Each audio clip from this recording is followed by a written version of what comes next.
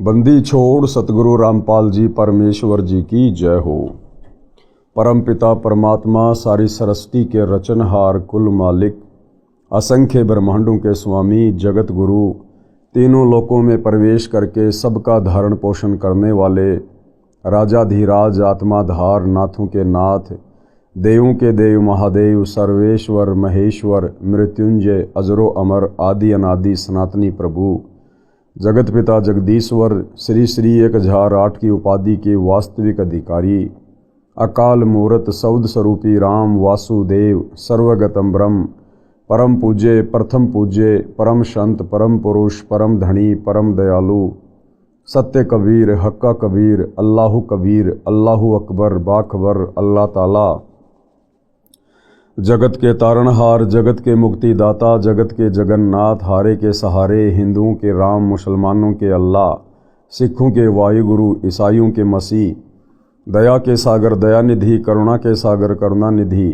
स्वयंभू परिभू संकट मोचन कष्टहरण मंगलकरण दुख भंजन अविगत कबीर निर्विकार निर्विषम परमात्मा अलय अलेख सतगुरु आदि अनादि सतगुरु असली मर्यादा पुरुषोत्तम असली राम असली कृष्ण असली घनश्याम असली मुरारी राजाओं के राजा महाराजाओं के महाराजा शहंशाहों के शहंशाह सम्राटों के सम्राट भगवानों के भगवान अल्लाहों के अल्लाह प्रभुओं के प्रभु मसीहाओं के मसीह सच्चे वाहिगुरु बाबाओं के बाबा पीरों के पीर सेठों के सेठ जगत सेठ सावड़सा सेठ सर्वगुण संपन्न अनंत कोटि कलाओं के स्वामी अनंत कोटि ब्रह्मांडों के नायक योगियों में महायोगी ध्यानियों में महाध्यानी सिद्धों में परम सिद्ध ज्ञानियों में तत्वज्ञानी ब्रह्म ज्ञानी महाज्ञानी परम ज्ञानी सर्वश्रेष्ठ ज्ञानी विज्ञानी युवा कबीर समरथ कबीर असमवात अमित ओजा सच्चे रहनुमा करीम अल्लाह सुभान अल्लाह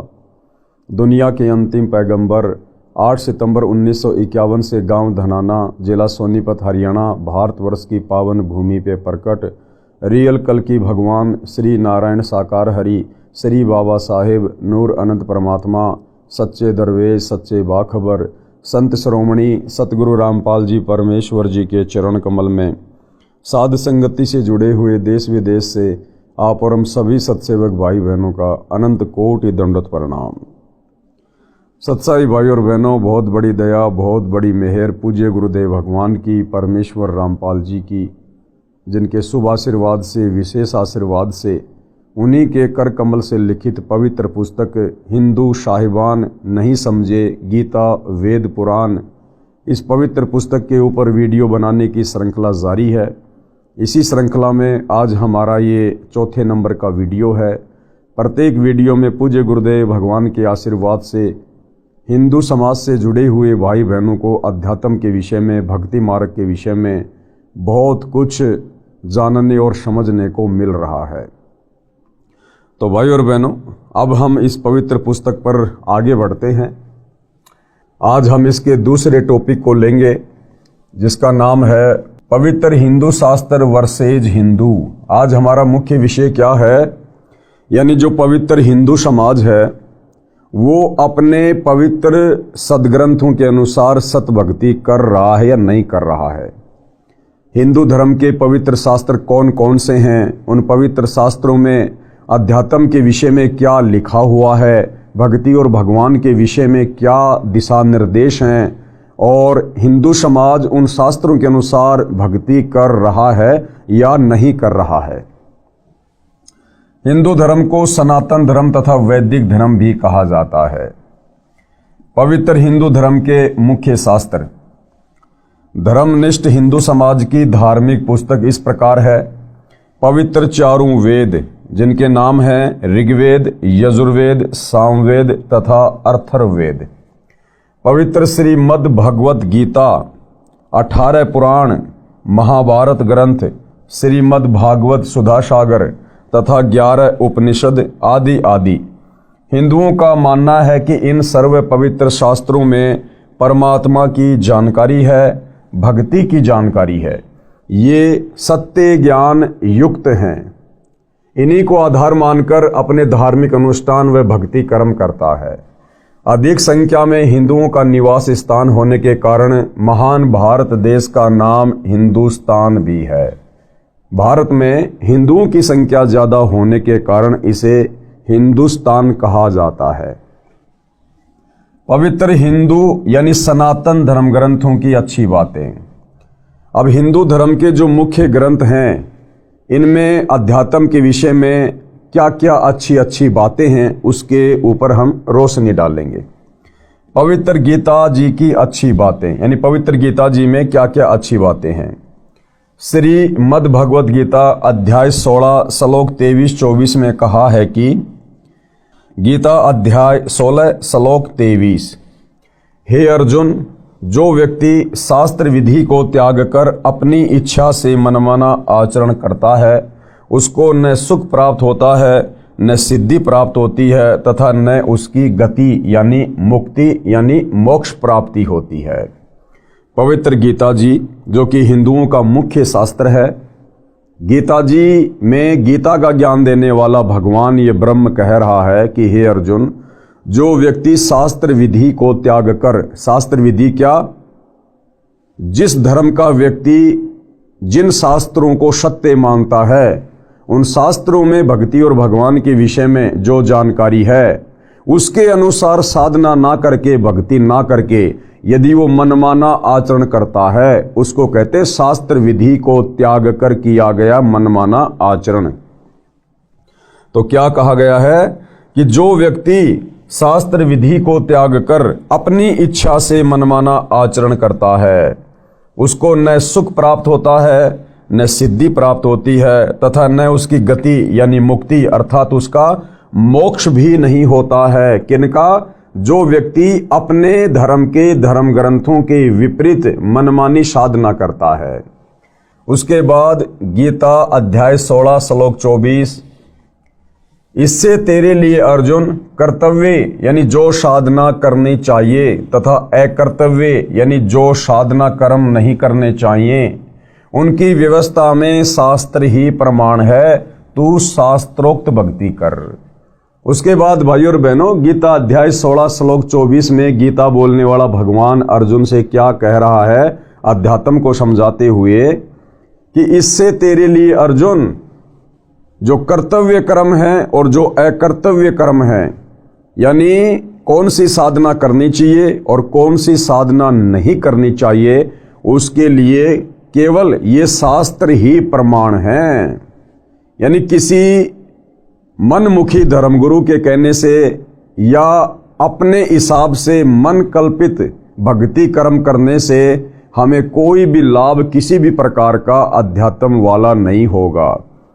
इसलिए साधक ने कौन सी भक्ति करनी चाहिए, कौन सी भक्ति नहीं करनी चाहिए, कौन से मंत्र का जाप करना चाहिए, कौन से धर्म कर्म करने चाहिए, कौन सी यज्ञ करनी चाहिए, ये सारी बातें शास्त्रों में ही लिखी हुई हैं। और शास्त्रों के अनुसार यदि हम धर्म कर्म करेंगे, भक्ति करेंगे, जो कर्तव्य कर्म लिखे हुए हैं, तो हमें उस भक्ति का लाभ मिलेगा।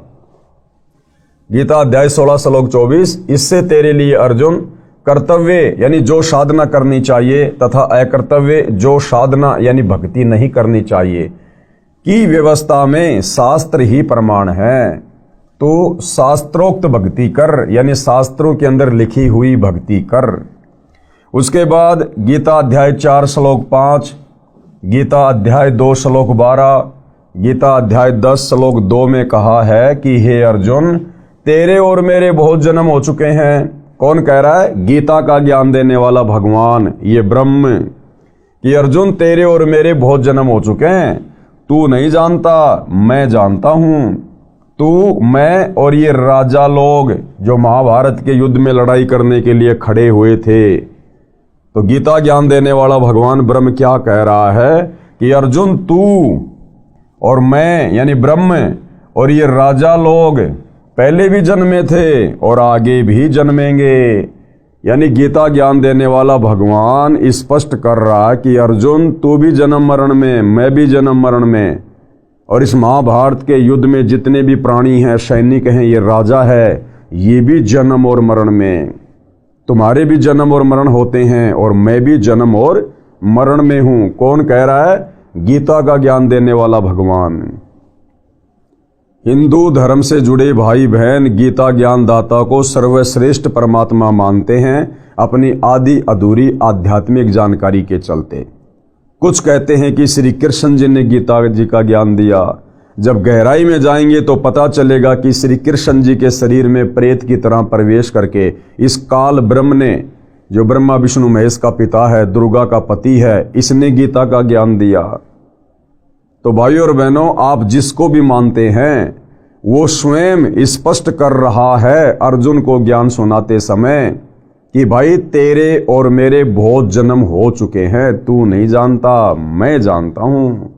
यानी गीता का ज्ञान देने वाला भगवान भी जन्म और मरण में है।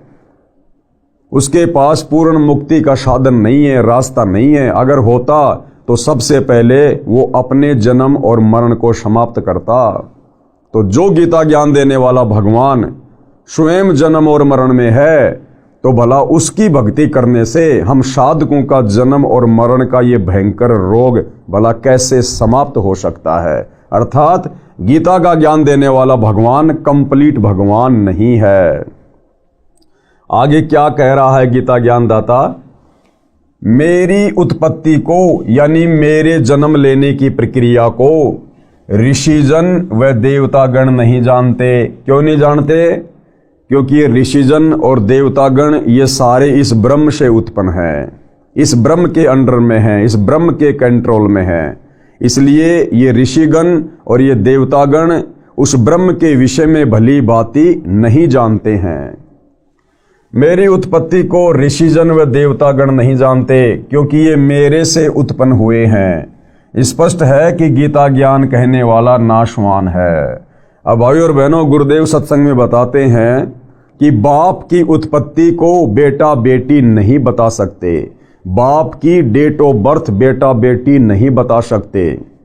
बाप की डेट ऑफ बर्थ को, उसके जन्म को, उसकी उत्पत्ति को दादाजी बताता है। तो इसी प्रकार 21 ब्रह्मांड में ये जितने भी देवी देवता हैं, साधु संत महात्मा हैं, ऋषि हैं, साधक हैं, ये सब इस काल से उत्पन्न है, इस ब्रह्म से उत्पन्न है। गीता ज्ञान दाता ब्रह्म से उत्पन्न है। इसलिए काल की उत्पत्ति के विषय में इनको स्पष्ट ज्ञान नहीं है। लेकिन वो परम अक्षर ब्रह्म कबीर देव सत्य पुरुष जो सतलोक में रहता है, वो सबका दादा है, सबका दादा।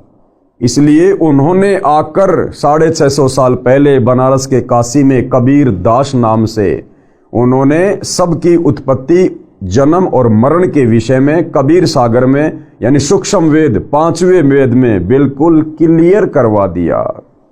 और आज भाई और बहनों, कबीर सागर में लिखे उस गूढ़ ज्ञान को सतगुरु रामपाल जी, जो कि तत्वदर्शी संत की भूमिका कर रहे हैं, आज इन्होंने बिल्कुल क्लियर कर दिया है कि ब्रह्मा विष्णु महेश की जन्म मृत्यु कैसे होती है, ये अविनाशी हैं या नाशवान हैं, इनके पिताजी ब्रह्म ये नाशवान है या अविनाशी है, इसका जन्म मरण कैसे होता है, क्या इसकी प्रक्रिया है, सब कुछ आज सतगुरु रामपाल जी ने गीता जी को पढ़ाते हुए क्लियर कर दिया है।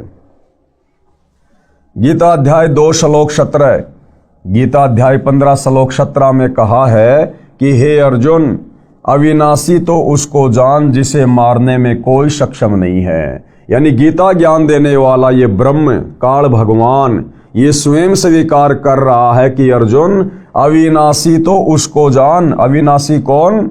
जिसको मारने में कोई भी सक्षम ना हो। कि अविनाशी तो उसको जान जिसे मारने में कोई सक्षम नहीं है।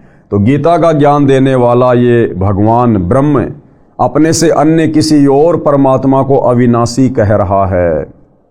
अर्थात गीता ज्ञान देता सुप्रीम गॉड नहीं है। हे अर्जुन, अविनाशी तो उसको जान जिसे मारने में कोई सक्षम नहीं है, जिससे सारा संसार व्याप्त है। यानी जिस परम अक्षर ब्रह्म ने, अविनाशी कबीर ने सारी सृष्टि को रचा है, यानी जिसने संसार की उत्पत्ति की है, जो तीनों लोकों में प्रवेश करके सबका धारण पोषण करता है, परमात्मा कहा जाता है। यानी असल में तो परमात्मा वो है जो तीनों लोकों में प्रवेश करके सबका धारण पोषण करता है। अविनाशी परमेश्वर है, वह उत्तम पुरुष है तू अन्य, यानी गीता अध्याय 15 श्लोक 17 में कहा गया है कि उत्तम पुरुष है तू अन्य परमात्मा इति उदाहरते, यानी उत्तम पुरुष सर्वश्रेष्ठ परमात्मा उसे इस कारण से कहा जाता है। पुरुषोत्तम यानी समर्थ श्रेष्ठ परमात्मा तो मेरे से अन्य ही है। कौन कह रहा है? गीता का ज्ञान देने वाला कह रहा कि समर्थ श्रेष्ठ परमात्मा तो मेरे से अन्य है। जो परमात्मा कहलाता है वह अविनाशी परमेश्वर है। गीता अध्याय 18 श्लोक 62 में गीता ज्ञान देने वाले ने कहा है कि हे भारत यानी हे अर्जुन, तू सर्वभाव से, सर्वभाव का मतलब है तन मन धन से, मन कर्म वचन से केवल एक इष्ट की पूजा करना, एक परमेश्वर की पूजा करना, किसी अन्य का शोपन में भी भाव पैदा ना करना, उसको कहते हैं सर्वभाव। कि हे अर्जुन, तू सर्वभाव से उस परमेश्वर यानी परम अक्षर ब्रह्म की शरण में जा।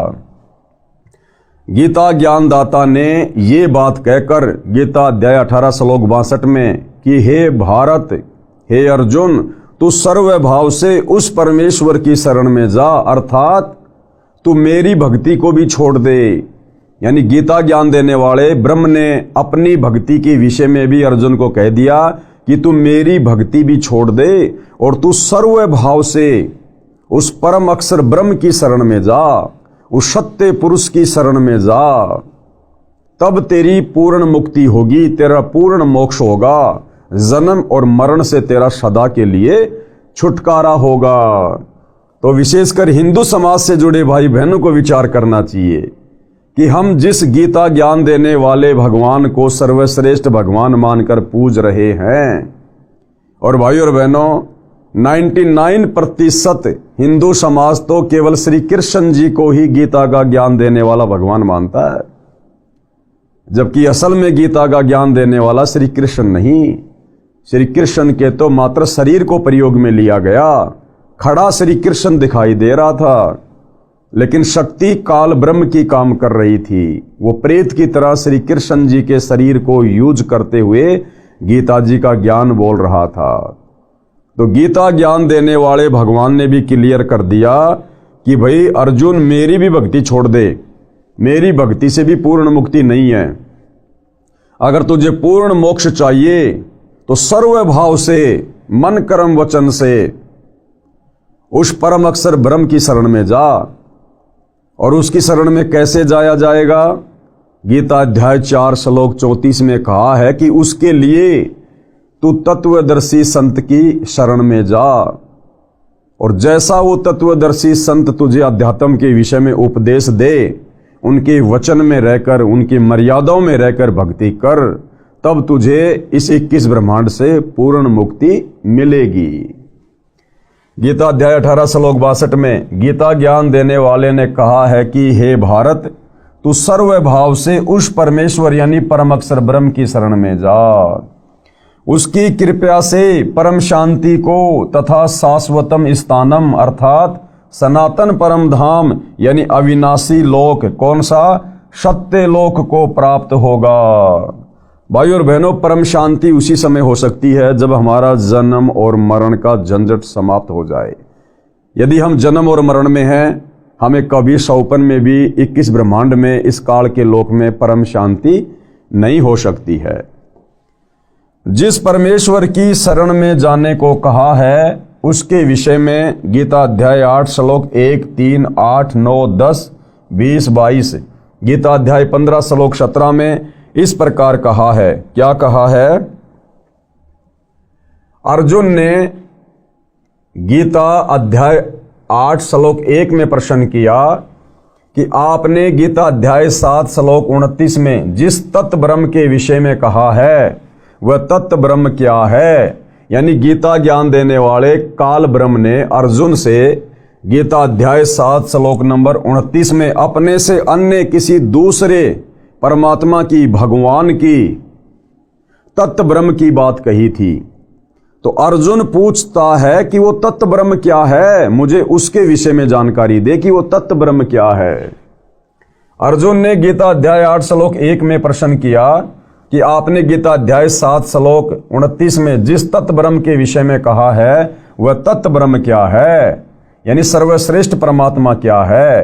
तो गीता अध्याय 8 श्लोक 3 में गीता ज्ञान देने वाले भगवान ने उत्तर दिया कि वह परम अक्षर ब्रह्म है। कौन है? वह परम अक्षर ब्रह्म यानी सत्य पुरुष कबीर देव है। उसी के विषय में श्लोक 8, 9, 10, 20 व 22 में कहा है कि जो तत्व ब्रह्म यानी परम अक्षर ब्रह्म की भक्ति करता है वह उसी को प्राप्त होता है। जो तत्व ब्रह्म की भक्ति करता है वो अंत समय में शरीर छोड़ने के बाद उसी को प्राप्त होता है, उसी के लोक में जाता है, सत्य लोक में। वह उत्तम पुरुष है तू अन्य, यानी पुरुषोत्तम तो मेरे से अन्य है।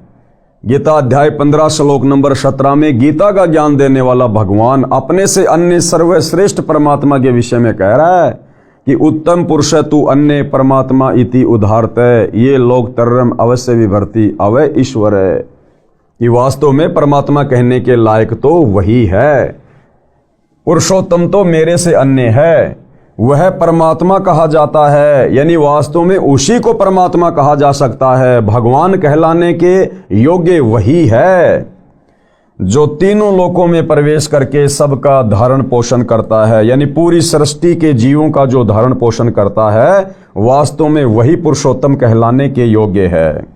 अविनाशी परमेश्वर है, यानी कभी उसका विनाश नहीं होता है। और अपने विषय में गीता ज्ञान देने वाला भगवान क्या कह रहा है? अपने विषय में गीता ज्ञान दाता ने इस प्रकार कहा है। गीता अध्याय 8 श्लोक 5 व 7 में कहा है कि जो मेरी भक्ति करेगा वह मुझे प्राप्त होगा। ये गीता ज्ञान देने वाला काल ब्रह्म अपने विषय में क्या कह रहा है? गीता अध्याय 8 श्लोक 5 व 7 में कि जो मेरी भक्ति करेगा वह मुझे प्राप्त होगा। और ये कहाँ रहता है? ब्रह्मलोक में। और ब्रह्मलोक भी विनाश में आता है। ब्रह्मलोक में गए प्राणी का भी जन्म और मरण समाप्त नहीं होता है। जब इस ब्रह्म का ही जन्म मरण समाप्त नहीं है तो इसकी भक्ति करके ब्रह्मलोक में जाने वाले का भला कैसे जन्म और मरण का रोग समाप्त हो सकता है? तो ये स्वयं स्वीकार कर रहा है। भाई और बहनों, ये गीता के अध्याय और श्लोक सतगुरु रामपाल जी ने नहीं लिखे हैं जो हमें किसी प्रकार की शंका हो। 5,500 वर्ष पहले महाभारत के समय कुरुक्षेत्र के मैदान में ये गीता जी का ज्ञान बोला गया था। महर्षि वेद व्यास जी ने इसको लिखा है, लिपिबद्ध किया है। और हमारे आचार्य शंकराचार्य धर्मगुरु वर्षों से इसको पढ़ते आ रहे हैं, समाज को पढ़ाते आ रहे हैं। लेकिन इनमें क्या सच्चाई लिखी हुई थी आज तक ना हमारे धर्मगुरु समझ पाए थे और ना आम समाज में वो इस सच्चाई को बता पाए, जिस कारण से पूरा हिंदू समाज भक्ति और भगवान के नाम पर भ्रमित होकर और गीता अध्याय 16 श्लोक नंबर 23 और 24 के अनुसार मनमानी साधना कर रहा है, मनमाना आचरण कर रहा है। जिस मनमानी साधना को करने के चलते साधक को ना कोई सुख हो सकता, ना कोई सिद्धि प्राप्त हो सकती है और ना उसकी मुक्ति हो सकती है। अपने विषय में गीता ज्ञान देने वाले ने इस प्रकार कहा है। गीता अध्याय 8 श्लोक 5 व 7 में कहा है कि जो मेरी भक्ति करेगा वह मुझे प्राप्त होगा। युद्ध भी कर, मेरा सुमरण भी कर, यानी कार्य भी कर और मेरी भक्ति भी कर। गीता ज्ञान देने वाले ने गीता अध्याय 2 श्लोक 12, गीता अध्याय 4 श्लोक 5, गीता अध्याय 10 श्लोक 2 में अपनी स्थिति बताई है कि तू, मैं और ये राजा लोग सब जन्म व मृत्यु को प्राप्त होते हैं। यानी उस उत्तम पुरुष के अलावा, उस पुरुषोत्तम के अलावा, उस तत्व ब्रह्म के अलावा, उस परम अक्षर ब्रह्म के अलावा, उस अविनाशी कबीर के अलावा इस सृष्टि में कोई भी अविनाशी नहीं है। सब जन्म और मरण में हैं। तेरे व मेरे अनेकों जन्म हो चुके हैं। स्पष्ट है कि गीता ज्ञान कहने वाला नाशवान भगवान है, अविनाशी नहीं है, जिसको हिंदू समाज परमात्मा मान के पूज रहा है नादानी में। आगे भाई और बहनों, ये पवित्र ग्रंथ हमें क्या शिक्षा दे रहा है? गीता शास्त्र में पितर व भूत पूजा, देवताओं की पूजा निषेध कही गई है। यानी पवित्र गीता जी में भूत पूजा यानी श्राद्ध निकालना, हम अपने पूर्वजों के जो श्राद्ध निकालते हैं या निकाला करते थे, ये श्राद्ध निकालना भूत पूजा में आता है। क्योंकि हमारे पूर्वज शास्त्र विरुद्ध साधना करने के चलते मरने के बाद में वो भूत योनि को प्राप्त हो गए, और पीछे से हमारे धर्म गुरुओं ने उनके श्राद्ध निकलवा कर और पाखंड पूजा शुरू करवा दी। तो हमारे पूर्वज शास्त्र विधि को त्याग के मनमाना आचरण करने के चलते भूत बने हुए हैं, और हमसे हमारे धर्म गुरु उनकी पूजा करवा कर, उनके श्राद्ध निकलवा कर हमें भी भूत की योनि में जाने के लिए तैयार कर रहे हैं। लेकिन भाइयों और बहनों, धन्यवाद करो सतगुरु रामपाल जी परमेश्वर जी का, जिन्होंने समय पर आकर हम आत्माओं को संभाल लिया, हमारे को सत्य साधना देकर और नरक में जाने से, भूत योनि प्राप्त होने से, पितृ योनि में जाने से उन्होंने हमें बचा लिया, और आज उन्होंने हमें शास्त्र अनुकूल सत्य साधना दे दी, जिससे हमारी आत्मा का कल्याण होगा। गीता शास्त्र में पितर व भूत पूजा, देवताओं की पूजा निषेध कही है। व्रत करना व्यर्थ कहा गया है। कर्म संन्यास गलत कहा है। कर्म करते करते भक्ति करना उत्तम बताया है। इसका प्रमाण कहाँ है? गीता अध्याय 9 श्लोक 25, गीता अध्याय 7 श्लोक 12, 15, 20 व 23, गीता अध्याय 6 श्लोक 16, गीता अध्याय 5 श्लोक 2 व 6, गीता अध्याय 3 श्लोक 4 व 9 में देवताओं की पूजा करना, पितरों की पूजा करना, श्राद्ध निकालना, भूतों की पूजा करना, ये गीता जी में स्पष्ट रूप से मना किया गया है। और उसके बावजूद भी हम लोग हमारे भ्रमित धर्मगुरुओं के कहने से, संत महंतों के कहने से हम पवित्र ग्रंथ गीता जी के विपरीत साधना कर रहे हैं। तो भाइयों और बहनों, हमारा अंत क्या होगा, कैसा होगा, और हमें कौन सी गति प्राप्त होगी शास्त्र विरुद्ध साधना करने के चलते, अब आप धीरे धीरे इन बातों को समझ रहे होंगे। उसके बाद भाइयों और बहनों, हिंदुओं के जो पवित्र वेद हैं, उन वेदों में अध्यात्म के विषय में, भक्ति मार्ग के विषय में क्या क्या अच्छी बातें हैं, उनके ऊपर भी गुरुदेव भगवान प्रकाश डाल रहे हैं अपने कर कमल से इस पवित्र पुस्तक में। पवित्र वेदों की अच्छी बातें। परमात्मा सबसे ऊपर के लोक में विराजमान है, यानी बैठा है। हमारे वेद गवाही दे रहे हैं कि परमात्मा साकार है, मनुष्य के जैसा है, और परमात्मा ऊपर सतलोक में तख्त पर, सिंहासन पर विराजमान है। और हमारे भ्रमित धर्मगुरुओं ने तत्व ज्ञान के अभाव में हमें केवल परमात्मा के विषय में यही बताया कि परमात्मा निराकार है, परमात्मा साकार नहीं है, परमात्मा दिखाई नहीं देता है। क्यों? क्योंकि भाइयों और बहनों, हमारे भ्रमित धर्म गुरु सदियों से शास्त्र विधि को त्याग कर मनमानी साधना करते हुए आ रहे हैं, और उस मनमानी साधना के करने के चलते उन्हें वो उपलब्धि प्राप्त नहीं हुई जिससे उनकी दिव्य दृष्टि खुलती, या उनका ज्ञान योग खुलता, या उन्हें वेदों और गीता में लिखे हुए सत्य ज्ञान के सार का पता चलता। तो जब हमारे धर्मगुरु खुद ही भक्ति और भगवान को लेकर भ्रमित थे, तो बोला हमें वो कहाँ से हमारे पवित्र सदग्रंथों में लिखी गई अच्छी अच्छी बातों की जानकारी देते। लेकिन वर्तमान में हमारा परम सौभाग्य जो सतगुरु रामपाल जी के आशीर्वाद से हमें ये सत्य जानकारी प्राप्त हो रही है। पवित्र वेदों की अच्छी बातें। परमात्मा सबसे ऊपर के लोक में विराजमान है, यानी बैठा है। वह राजा के समान दिखाई देता है। अब राजा कैसा होता है भाइयों और बहनों? राजा इंसान होता है, तो परमात्मा भी हमारे जैसा है, क्योंकि हम उस परमात्मा के बच्चे हैं, उसके अंश हैं। उस परमेश्वर ने हम सबको उत्पन्न किया है। वो परमात्मा हमारे जैसा, हम उस परमात्मा के जैसे, यानी हम साकार हैं, वो परमात्मा भी साकार है। वह राजा के समान दिखाई देता है, यानी सिंहासन पर बैठा है, सिर के ऊपर मुकुट है, सफेद छत्र है, और नराकार है। एक होता है निराकार और एक होता है नराकार। नराकार का मतलब होता है नर प्लस आकार। नर यानी इंसान, मनुष्य, और आकार यानी उसकी छवि, यानी वो परमात्मा मनुष्य के समान है, नराकार है, और एक होता निराकार, निर्पलस आकार, यानी जिसका कोई आकार नहीं है। तो हमारे धर्मगुरुओं ने हमें बताया कि परमात्मा निराकार है, जबकि आज सतगुरु रामपाल जी वेदों से, गीता जी से क्लियर कर रहे हैं कि परमात्मा निराकार नहीं बल्कि नराकार है, नर आकार में है, मनुष्य दृश्य है, साकार है। परमात्मा ऊपर के लोक से गति करके यानी चलकर पृथ्वी पर आता है, अच्छी आत्माओं को मिलता है, उनके संकटों को समाप्त करता है। अब वो परमात्मा कैसे आता है भाइयों और बहनों? वो परमात्मा मनुष्य शरीर धारण करके आता है, एक मनुष्य के बच्चे की लीला करता है।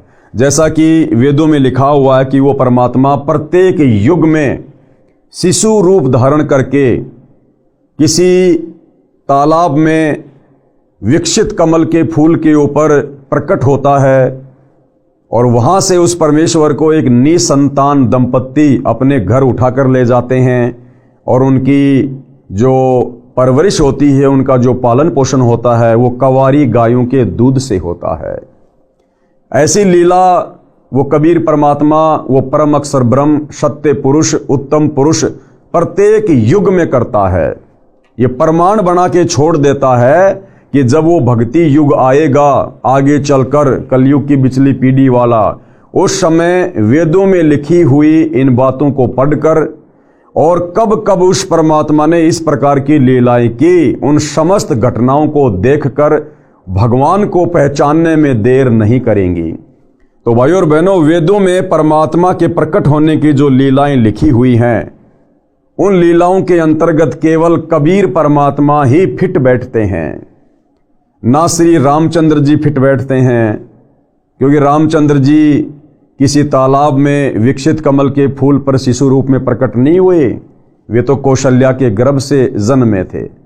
द्वापर में श्री कृष्ण जी भी देवकी के गर्भ से जन्मे थे। तो वेदों में परमेश्वर के प्रकट होने के विषय में जो निशानी है, जो सबूत हैं, वो केवल कबीर परमेश्वर जी के ऊपर फिट बैठते हैं। तो आप और हमें समझने में बड़ी आसानी होगी कि वास्तव में अविनाशी परमेश्वर कौन है। परमात्मा ऊपर के लोक से गति करके यानी चलकर पृथ्वी पर आता है, अच्छी आत्माओं को मिलता है, उनके संकटों को समाप्त करता है, उनके संकटों का मर्दन करता है, उन्हें सुख प्रदान करता है। और क्या करता है परमात्मा? कवियों जैसा आचरण करता हुआ घूमता है। जैसे एक कवि होता है, वो कविता बना बना के, दोहे चौपाइयाँ बना बना के लोगों को जगाता है, इसी प्रकार वो कबीर परमात्मा एक कवि की भूमिका करता है, और शब्दों के माध्यम से, चौपाइयों के माध्यम से, दोहों के माध्यम से, श्लोकों के माध्यम से वो परमेश्वर अपने तत्व ज्ञान का प्रचार प्रसार घूम घूम के करता है, इसलिए उसे रमता राम भी कहा जाता है। कवियों जैसा आचरण करता हुआ घूमता है, अपने मुख कमल से वाणी बोलकर भक्ति करने के लिए प्रेरणा करता है, और भक्ति के गुप्त नामों यानी मंत्रों का आविष्कार करता है। भक्ति के गुप्त मंत्रों का आविष्कार वो कबीर परमात्मा, परम अक्षर ब्रह्म, सत्य पुरुष जब सतलोक से चलकर पृथ्वी पर प्रकट होता है, उस समय भक्ति के गुप्त मंत्रों का आविष्कार करता है। यानी भाइयों और बहनों, पूर्ण मोक्ष प्राप्ति के लिए भक्ति के वो गुप्त मंत्र ना वेदों में है, ना गीता जी में है, ना पुराणों में है, और ना अन्य धर्मों की पवित्र पुस्तकों में है। उन गुप्त मंत्रों का आविष्कार यानी सार नाम का, सार शब्द का आविष्कार वो परमेश्वर स्वयं करता है, जब वो तत्वदर्शी संत के रूप में धरती पर प्रकट होकर अपने ज्ञान का प्रचार प्रसार करता है। तो इससे सिद्ध हुआ कि वर्तमान में पूर्ण मुक्ति के वो मोक्ष मंत्र केवल तत्वदर्शी संत सतगुरु रामपाल जी के पास हैं। अन्य यहाँ के किसी भी आचार्य, शंकराचार्य को तो छोड़िए, ब्रह्मा विष्णु महेश और 21 ब्रह्मांड के स्वामी, ये गीता ज्ञान देने वाले काल ब्रह्म के पास भी नहीं है। परमात्मा तत्व ज्ञान यानी संपूर्ण अध्यात्म ज्ञान को, कौन सा संपूर्ण अध्यात्म ज्ञान? जो संपूर्ण अध्यात्म ज्ञान चारों वेदों में, गीता जी में, 18 पुराणों में, मुसलमान भाइयों की तौरात, जबूर, इंजिल, कुरान मजीद, कुरान शरीफ, हदीसें, ईसाइयों की बाइबल, सिखों का गुरु ग्रंथ साहिब, इनमें भी नहीं है।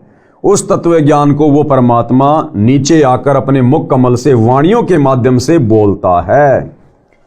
परमात्मा तत्व ज्ञान यानी संपूर्ण अध्यात्म ज्ञान को काव्यना यानी कवित्व यानी दोहों, शब्दों, चौपाइयों के रूप में बोलता है।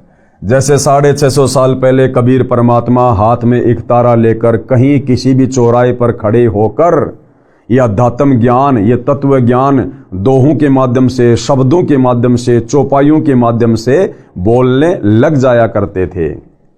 इस कारण से प्रसिद्ध कवियों में से एक कवि की उपाधि भी प्राप्त करता है। अब भाइयों और बहनों, बहुत कवि हुए हैं। तुलसीदास जी भी एक कवि थे, कालिदास जी भी एक कवि थे, सूरदास जी भी एक कवि थे, बहुत सारे कवि हुए हैं। लेकिन किसी भी कवि का कोई शिष्य आपको सुनने और देखने को नहीं मिलेगा। केवल कबीर परमेश्वर ही वास्तव में रियल कवि की भूमिका निभाते हैं। और 650 साल पहले उस परमेश्वर के 64 लाख शिष्य थे, अन्यथा अन्य किसी भी कवि के आपको कोई भी शिष्य सुनने और देखने को नहीं मिलेंगे। इस कारण से प्रसिद्ध कवियों में एक कवि की उपाधि भी प्राप्त करता है, यानी उसी कारण से परमात्मा कवि भी कहलाता है। कौन से कारण से? अपने तत्व ज्ञान को ऊंची आवाज में बोल बोल के दोहों, चौपाइयों, शब्दों के माध्यम से सुनाने के कारण उस परमेश्वर को कवि की उपाधि भी दी गई है। अब भाइयों और बहनों, वो कबीर परमेश्वर कैसे 3 प्रकार से लीला करता है, सतलोक से चलकर इस पृथ्वी लोक पर प्रकट होने की, यहां आने की। कौन कौन सी वो 3 लीलाएं हैं जिनको आधार बनाकर परमात्मा इस पृथ्वी पर प्रकट होकर अपने ज्ञान का प्रचार करता है। परमेश्वर 3 प्रकार की लीला करता है। सबसे पहले, प्रत्येक युग में अपने लोक से सशरीर आकर किसी सरोवर में कमल के फूल पर नवजात शिशु के रूप में विराजमान होता है।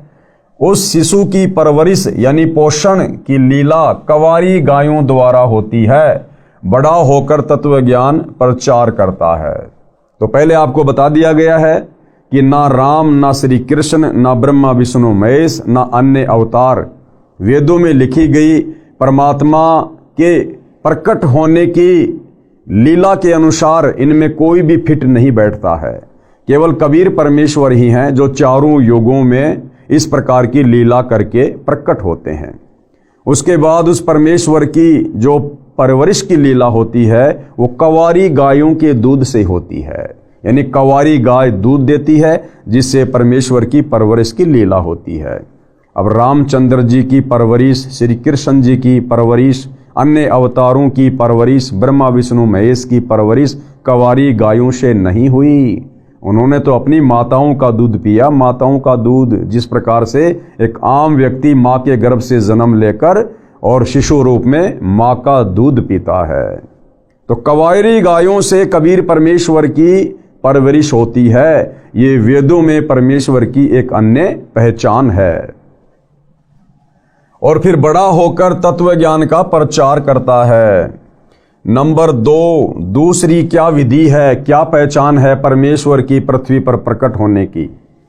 परमात्मा कभी भी किसी स्थान पर प्रकट होकर भक्तों को वेश बदल कर मिलता है, उनकी रक्षा करता है, भक्ति का सच्चा मार्ग बताता है। दूसरी विधि क्या है? वो परमात्मा किसी भी रूप में, किसी भी आयु में, कहीं भी प्रकट होकर संत रूप में, सामान्य व्यक्ति के रूप में, राजा के रूप में, वो परमात्मा किसी भी उम्र में और किसी भी शक्ल में प्रकट होकर अपने भक्तों की रक्षा करता है। या 10, 15, 20, 50 वर्ष कहीं आश्रम बनाकर वो परमेश्वर वहां रहकर लोगों को अपना तत्व ज्ञान सुनाता है। नंबर 3, तीसरी क्या विधि है परमात्मा के प्रकट होने की? वेश बदलकर किसी स्थान पर संत वेश में कुछ समय रहता है, वहां कुटिया या आश्रम बनाकर अच्छी आत्माओं को भक्ति की सच्ची विधि व तत्व ज्ञान सुनाता है। यह तीसरी विधि है परमपिता परमेश्वर कबीर साहिब के प्रकट होने की। उसके बाद भाई और बहनों, पूज्य गुरुदेव भगवान बता रहे हैं कि जो 18 पुराण हैं, उन पुराणों में भक्ति से संबंधित, अध्यात्म से संबंधित अच्छी अच्छी बातें क्या हैं। पुराणों की अच्छी बातें। सब तीर्थों में श्रेष्ठ तीर्थ चित्त शुद्धि तीर्थ है। ये चित्त शुद्धि तीर्थ क्या है? यानी जो हमारे मन के मैल को समाप्त कर दे, वो तीर्थ जो हमारे मन के मैल को समाप्त कर दे, आत्मा के विकारों को हटा दे और हमें एक नेक इंसान बना दे, उसको कहते हैं चित्त शुद्धि तीर्थ। और भाई और बहनों, ये चित्त शुद्धि का कार्य केवल परम संत, तत्वदर्शी संत के सत्संग रूपी तीर्थ में डुबकी लगाने से ही सफल हो सकता है। यानी तत्वदर्शी संत के सत्संग सुनने से हमारा चित्त शुद्ध होगा, हमारा मन शुद्ध होगा, आत्मा पर जो मैल जमा हुआ है युगों युगों से पाप कर्मों का, वो हटेगा। तो सबसे बड़ा जो चित्त शुद्धि तीर्थ है वो परम संत के सत्संग हैं। सब तीर्थों में श्रेष्ठ तीर्थ चित्त शुद्धि तीर्थ है। उदाहरण दिया है कि तीर्थों के जल में स्नान करने से शरीर का मैल तो धुल जाता है, परंतु मन का मैल नहीं धुलता। जैसे बहुत सारे हिंदू भाई बहनों की एक गलत धारणा है कि यदि हम गंगा जी में जाकर स्नान कर लेंगे तो हमारे पाप कर्म कट जाएंगे। तो गुरुदेव भगवान क्लियर कर रहे हैं कि नादानों, किसी भी तीर्थ के जल में नहाने से या गंगा जी के जल में नहाने से शरीर का मैल तो कट सकता है, लेकिन आत्मा का मैल नहीं कटेगा, पाप कर्म नहीं कट सकते। और एक छोटा सा उदाहरण भाई और बहनों समझने के लिए पर्याप्त है। आप और हमारे मैल तो, आप और हमारे पाप कर्म भला क्या कटेंगे गंगा जी में जाकर नहाने से। गंगा पुत्र का नाम तो आपने सुना होगा, विषम पितामह गंगा पुत्र। अरे गंगा तो उसकी मां थी, उसके बावजूद भी विषम पितामह के पाप नहीं कटे, जिस कारण से महाभारत के युद्ध में किस प्रकार दर्दनाक तरीके से उसकी मृत्यु हुई। महीनों तक उसे तीरों की सैया पर लेटकर रहना पड़ा, तड़प तड़प कर उसकी मृत्यु हो गई। वो गंगा अपने खुद के सगे पुत्र विषम पितामह के पाप नहीं काट पाई। भाई और बहनों, आप और हम नादान प्राणी उस गंगा के लगते क्या हैं जो वहां डुबकी लगाने से हमारे पाप कट जाएंगे। ये पाप तो सतगुरु रामपाल जी के यानी तत्वदर्शी संत के सत्संगों में डुबकी लगाने से कटेंगे, उनकी शरण में आने से कटेंगे। तीर्थों के जल में स्नान करने से शरीर का मैल तो धुल जाता है, परंतु मन का मैल नहीं धुलता। उसके लिए क्या करना पड़ेगा? तत्वदर्शी संत का सत्संग सुनना चाहिए। सत्संग चित्त शुद्धि करता है, यह चित्त शुद्धि तीर्थ कहा जाता है। यानी सबसे बड़ा चित्त शुद्धि तीर्थ क्या है? परम संत के सत्संग। गीता अध्याय 4 श्लोक 32 तथा 34 में भी इसी कथन का समर्थन है। क्या कहा गया है? एक कथा है जिसके माध्यम से गुरुदेव भगवान हमें समझा रहे हैं। एक समय ऋषि वशिष्ठ जी तथा ऋषि विश्वामित्र जी गंगा दरिया के किनारे आश्रमों में रहा करते थे। गंगा तीर्थ के जल में प्रतिदिन स्नान करते थे, उसी गंगा जल को पीते थे। एक बार किसी बात पर दोनों का झगड़ा हो गया, मनमुटाव हो गया। दोनों ने शस्त्र निकाल लिए। भाई और बहनों, ऋषि वशिष्ठ जी जो त्रेता युग में श्री रामचंद्र जी के गुरु थे, वशिष्ठ जी, और विश्वामित्र जी जो एक नंबर के तपस्वी थे, वो दोनों गंगा जी के किनारे रहा करते थे, कुटिया में अपनी भक्ति साधना किया करते थे। और आप और हम तो साल 2 साल में गंगा जी जाते हैं। जब कभी कभार हमारे घर का कोई व्यक्ति मर जाता है तो हम गंगा जाते हैं, उस बहाने हम एक आधी डुबकी वहां लगा लेते हैं। जबकि विश्वामित्र जी और वशिष्ठ जी तो रोजाना प्रतिदिन दिन में 2-2 बार स्नान किया करते थे गंगा जी में। अब उनका चित्त शुद्ध हुआ कि नहीं हुआ, वो देखिए।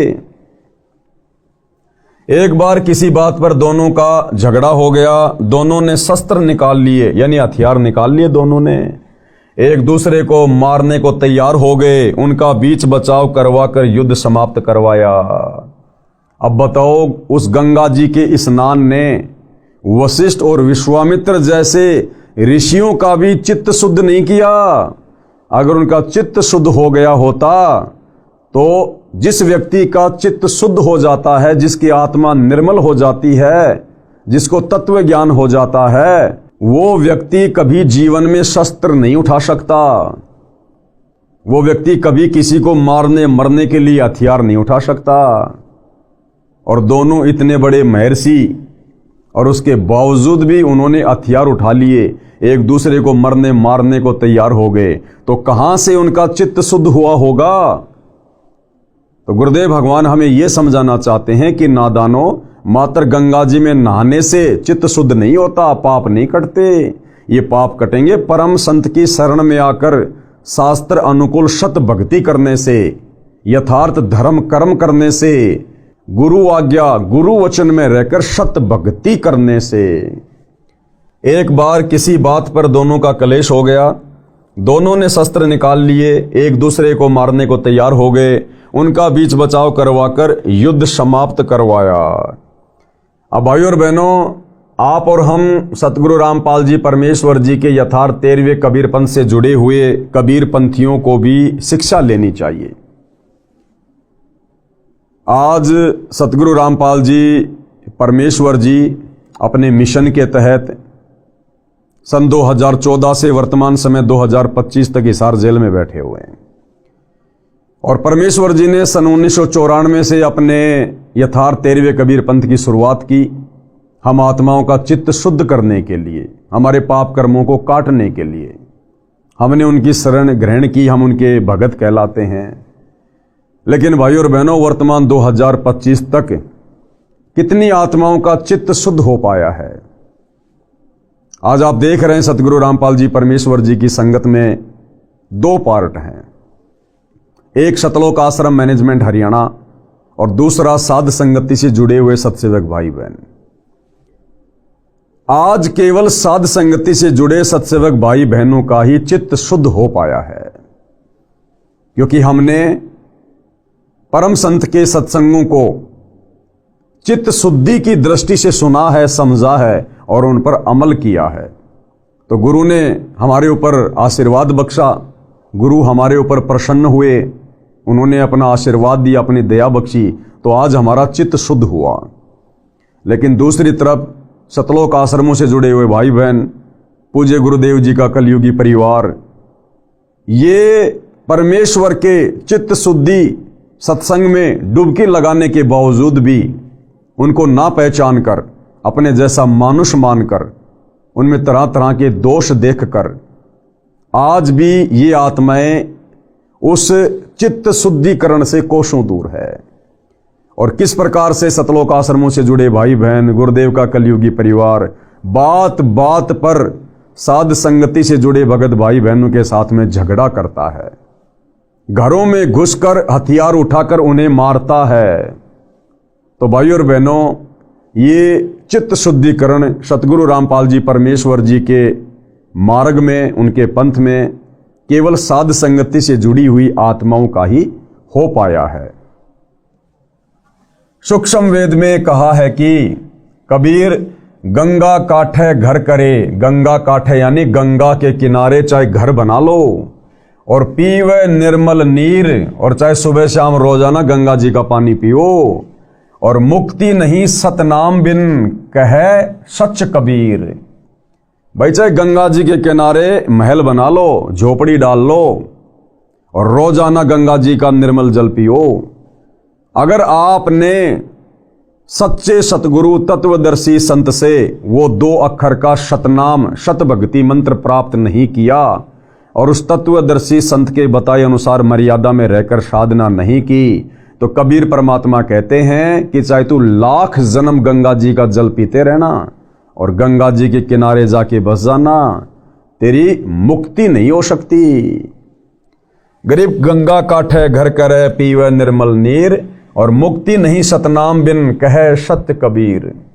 कबीर तीर्थ कर कर जगमुआ, ये तीर्थों पे जा जाके दुनिया मर गई, भूत बन गई, नरक में जा गिरी। तीर्थ कर कर जगमुआ, उड़े पानी नहाए, उन तीर्थों के पानी में नहा नहा के। और सत्य नाम जपा नहीं, काल घसीटे जाए। बिना सत्य नाम के जाप के अंत में उन तीर्थों पर जाकर स्नान करने वालों को भी काल ही घसीटता है, लक 84 में डालता है, नरक में डालता है। अब गुरुदेव भगवान इस चौपाई का अर्थ कर रहे हैं, अर्थात गंगा नदी के किनारे निवास करें, मोक्षदायिनी मानकर तथा गंगा का निर्मल पानी पीते हैं, परंतु भक्ति के सत्य शास्त्र प्रमाणित नाम बिना मोक्ष संभव नहीं है। शास्त्रों में भक्ति का जो सत मंत्र है, उसके सुमरण किए बिना, उसके जाप किए बिना सच्चे सतगुरु से लेकर भाई मुक्ति संभव नहीं है, व्यर्थ प्रयत्न है। उसके बाद गुरुदेव भगवान हमें क्या बताते हैं? कबीर परमेश्वर जी आगे बताते हैं कि भ्रमित ज्ञान के आधार से, कौन से ज्ञान के आधार से? भ्रमित ज्ञान के आधार से संसार के व्यक्ति तीर्थों पर जाते हैं, आजीवन ये साधना करते हैं, जब मृत्यु हो जाती है तो उनको राहत उस साधना से नहीं मिलती।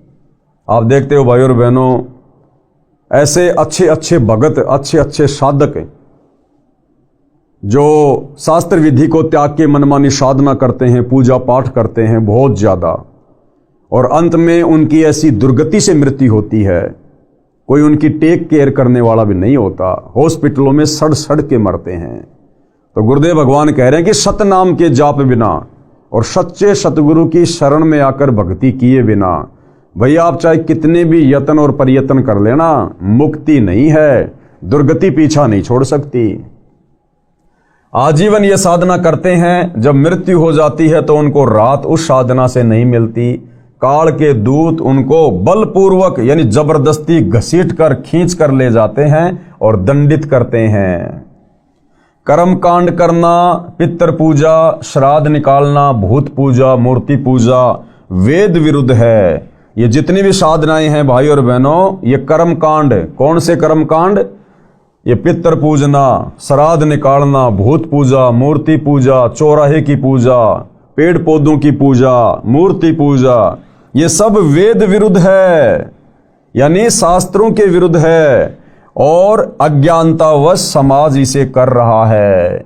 क्योंकि हमारे धर्मगुरु नादान थे, उन्हें केवल संस्कृत भाषा का ज्ञान था, और ये जितने भी धर्म ग्रंथ थे ये संस्कृत भाषा में होने के कारण इन्होंने इनको अच्छे से इनको पढ़ अवश्य लिया, इनको घोट अवश्य लिया, याद अवश्य कर लिया, परंतु संस्कृत में लिपिबद्ध हमारे धर्मशास्त्र अध्यात्म के विषय में संकेत क्या कर रहे हैं, इस बात से हमारे धर्म गुरु अनभिज्ञ थे, बेखबर थे, अनजान थे।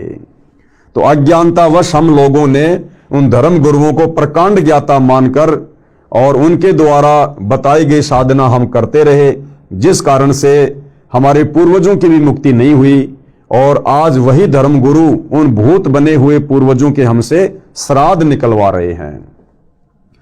तो ये जितने भी ये कर्मकांड हैं ये भक्ति मार्ग में बाधक हैं।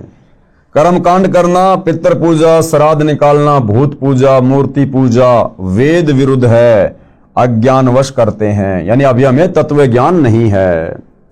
आगे पूज्य गुरुदेव भगवान हमें एक उदाहरण देकर समझा रहे हैं। प्रमाण मार्कंडे पुराण में रोचे ऋषि की उत्पत्ति कथा अध्याय में है। ये सब अच्छी बातें आप जी इसी पुस्तक में पढ़ेंगे जो प्रमाणों सहित लिखी है, ग्रंथों यानी शास्त्रों की फोटोकॉपी लगाकर स्पष्ट किया है। यानी हम भाई बहनों का अज्ञान समाप्त करने के लिए जब हम आगे इस पुस्तक में पढ़ेंगे अध्यात्म के विषय में जानने के लिए, तो गुरुदेव भगवान हमें साथ साथ में हमारे ही धर्म ग्रंथों की, वेदों की, पुराणों की, गीता जी की साथ में फोटोकॉपी लगा लगा कर समझाएंगे, ताकि किसी भी प्रकार की शंका हमारे मन में ना रह जाए। पवित्र हिंदू धर्म की धार्मिक क्रियाएं, वर्तमान में हिंदू धर्म में क्या क्या धार्मिक क्रियाएं प्रचलित हैं उसके विषय में गुरुदेव भगवान समझा रहे हैं। आदि शंकराचार्य जी का जन्म 508 वर्ष ईसा पूर्व हुआ। जो आदि शंकराचार्य जी थे, जिन्होंने हिंदू समाज को देवी देवताओं की पूजा पर, पाखंड पूजा पर आधारित कर दिया था, तो आदि शंकराचार्य जी का जन्म कब हुआ था? ईसा यानी ईसा मसीह के जन्म से 508 वर्ष पहले। आदि शंकराचार्य जी का जन्म 508 वर्ष ईसा पूर्व हुआ, यानी 2013 से गिने तो 2521 वर्ष पूर्व हुआ, क्योंकि यह पवित्र पुस्तक सतगुरु रामपाल जी ने 2013 में लिखी थी, सतलोक आश्रम बरवाला में। तो 2013 से यदि हम आदि शंकराचार्य जी के जन्म की काउंटिंग करें तो 2521 वर्ष पहले हुआ। उन्होंने जो भक्ति मार्ग बताया है उसका अनुसरण पवित्र हिंदू समाज वर्तमान में कर रहा है। यानी आदि शंकराचार्य जी के द्वारा जो देवी देवताओं की साधना बताई गई थी, जो कर्म कांड बताए गए थे, उसी को वर्तमान का हिंदू समाज फॉलो कर रहा है। श्री ब्रह्मा जी, श्री विष्णु जी तथा श्री शिव जी को आदरणीय भगवान मानते हैं। मूर्ति पूजा भी अवश्य करते हैं, जबकि वेदों में ना तो ब्रह्मा विष्णु महेश की पूजा का विधान है, ना गीता में है, ना मूर्ति पूजा का वेदों में कहीं कोई जिक्र है, ना गीता जी में है।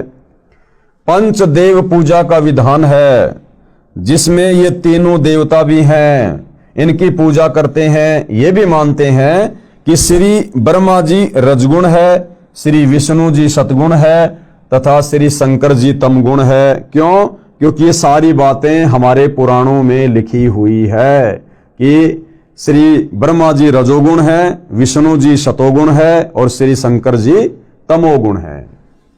मार्कंडे पुराण में यह भी प्रमाणित किया है कि तीन प्रधान देवता हैं, रजगुण युक्त श्री ब्रह्मा जी, सतगुण युक्त श्री विष्णु जी तथा तम गुण युक्त श्री शिव शंकर जी हैं।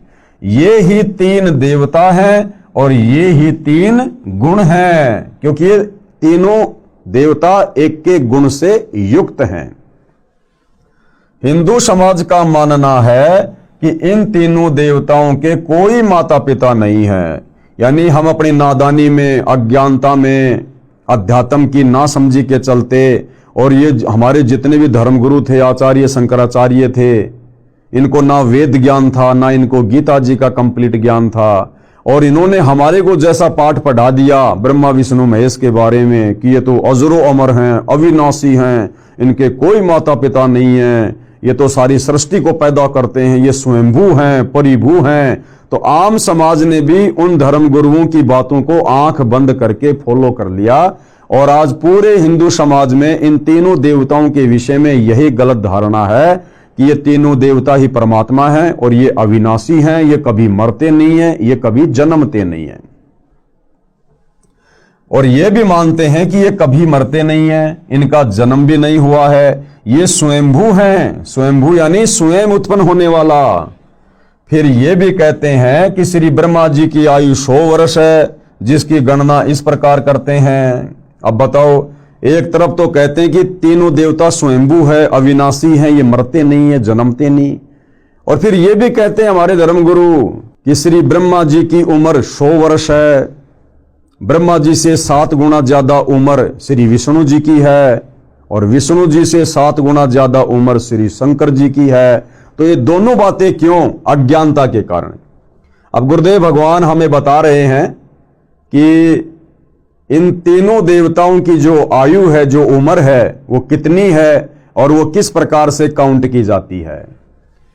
श्री ब्रह्मा जी का एक दिन 1008 चतुर्युग का है, इसे एक कल्प भी कहा जाता है। श्री ब्रह्मा जी की आयु कितनी है? श्री ब्रह्मा जी का एक दिन 1008 चतुर्युग का है। 1008 चतुर्युग का केवल दिन रात नहीं, केवल दिन 1008 चतुर्युग का। अब भाई और बहनों, एक चतुर्युग में कितना लंबा समय होता है और फिर 1008 में कितना लंबा समय होगा, देखिएगा। श्री ब्रह्मा जी का एक दिन 1008 चतुर्युग का है। इसे एक कल्प भी कहा जाता है। एक चतुर्युग में 4 युग हैं। एक चतुर्युग में 4 युग। नंबर 1 सतयुग। सतयुग की आयु कितनी होती है? 17,28,000 वर्ष। यानी सतयुग का जो समय होता है वो 17,28,000 वर्ष का समय होता है। दूसरा त्रेता युग, यह 12,96,000 वर्ष का समय है। त्रेता युग की कुल कितनी समय सीमा होती है? 12,96,000 वर्ष। तीसरा है द्वापर युग, यह 8,64,000 वर्ष का समय है। द्वापर की आयु कितनी? 8,64,000 वर्ष। और चौथा है कलयुग, यह 4,32,000 वर्ष का समय है। इस कलयुग की टोटल आयु कितनी है? 4,32,000 वर्ष। और इनकी उम्र को काउंट करने का दूसरा पैमाना गुरुदेव ने क्या बताया? जैसे चौथा युग है कलयुग, और कलयुग की आयु है 4,32,000 वर्ष। अब भाइयों और बहनों, यदि हम द्वापर युग की आयु में अगर हम इस कलयुग के 4,32,000 वर्ष जोड़ देंगे तो ये त्रेता युग की आयु निकल के आ जाएगी। और यदि हम इस त्रेता युग की आयु में यानी 12,96,000 वर्ष में इस कलयुग के 4,32,000 वर्ष जोड़ देंगे तो सतयुग की उम्र निकल के आ जाएगी 17,28,000 वर्ष। इसको कहते हैं एक चतुर्युग, यानी चारों युगों की जो कुल मिलाकर आयु है वो है 43,20,000 वर्ष। सतयुग, त्रेतायुग, द्वापर और कलयुग, इन चारों की यदि उम्र को काउंट किया जाए तो गणित की रीति से एक चतुर्युग का समय कितना हुआ? 43,20,000 वर्ष। एक चतुर्युग का समय कितना? 43,20,000 वर्ष। और ऐसे ऐसे 1,008 चतुर्युग का श्री ब्रह्मा जी का दिन है, और इतनी ही उसकी रात्रि, यानी 1,008 चतुर्युग का ब्रह्मा जी का दिन और 1,008 चतुर्युग की ब्रह्मा जी की रात्रि। लेकिन गुरुदेव भगवान ने इसको हमें समझाने के लिए 1,000 से जोड़ा है सीधा सीधा, कि मान लो 1,000 चतुर्युग का दिन और 1,000 चतुर्युग की रात्रि ब्रह्मा जी की, यानी ब्रह्मा जी के 24 घंटे 2,000 चतुर्युग। और फिर 30 दिन का महीना, 30 दिन का महीना ब्रह्मा जी का, और 12 महीनों का एक वर्ष ब्रह्मा जी का, और ऐसे ऐसे 100 वर्ष ब्रह्मा जी की आयु है। इतना लंबा ब्रह्मा जी का समय है। उसके बाद ये ब्रह्मा जी भी ब्रह्मा जी की पदवी छोड़ते हैं, इनका शरीर नष्ट होता है, इनकी मृत्यु होती है, और फिर ये भी अपने कर्म आधार से लग 84 योनियों में जाते हैं, नरक भी भोगना पड़ता है। और जो 100 वर्ष की आयु ब्रह्मा जी की है, फिर ब्रह्मा जी से 7 गुना ज्यादा लंबी आयु श्री विष्णु जी की है, और विष्णु जी से भी 7 गुना ज्यादा लंबी आयु फिर शंकर जी की है। लेकिन उसके बाद भी भाई और बहनों इनकी जन्म और मृत्यु होती है। तो क्या कह रहे हैं गुरुदेव? गणित की रीति से एक चतुर्युग का समय 43,20,000 वर्ष हुआ। 1,008 से गुणा करके देख लेना कितने पृथ्वी के वर्षों का एक दिन श्री ब्रह्मा जी का बनता है। गिनती भूल जाएंगे भाई और बहनों। इतने ही समय की रात्रि बताई है, यह एक दिन रात हुआ। किसका? ब्रह्मा जी का।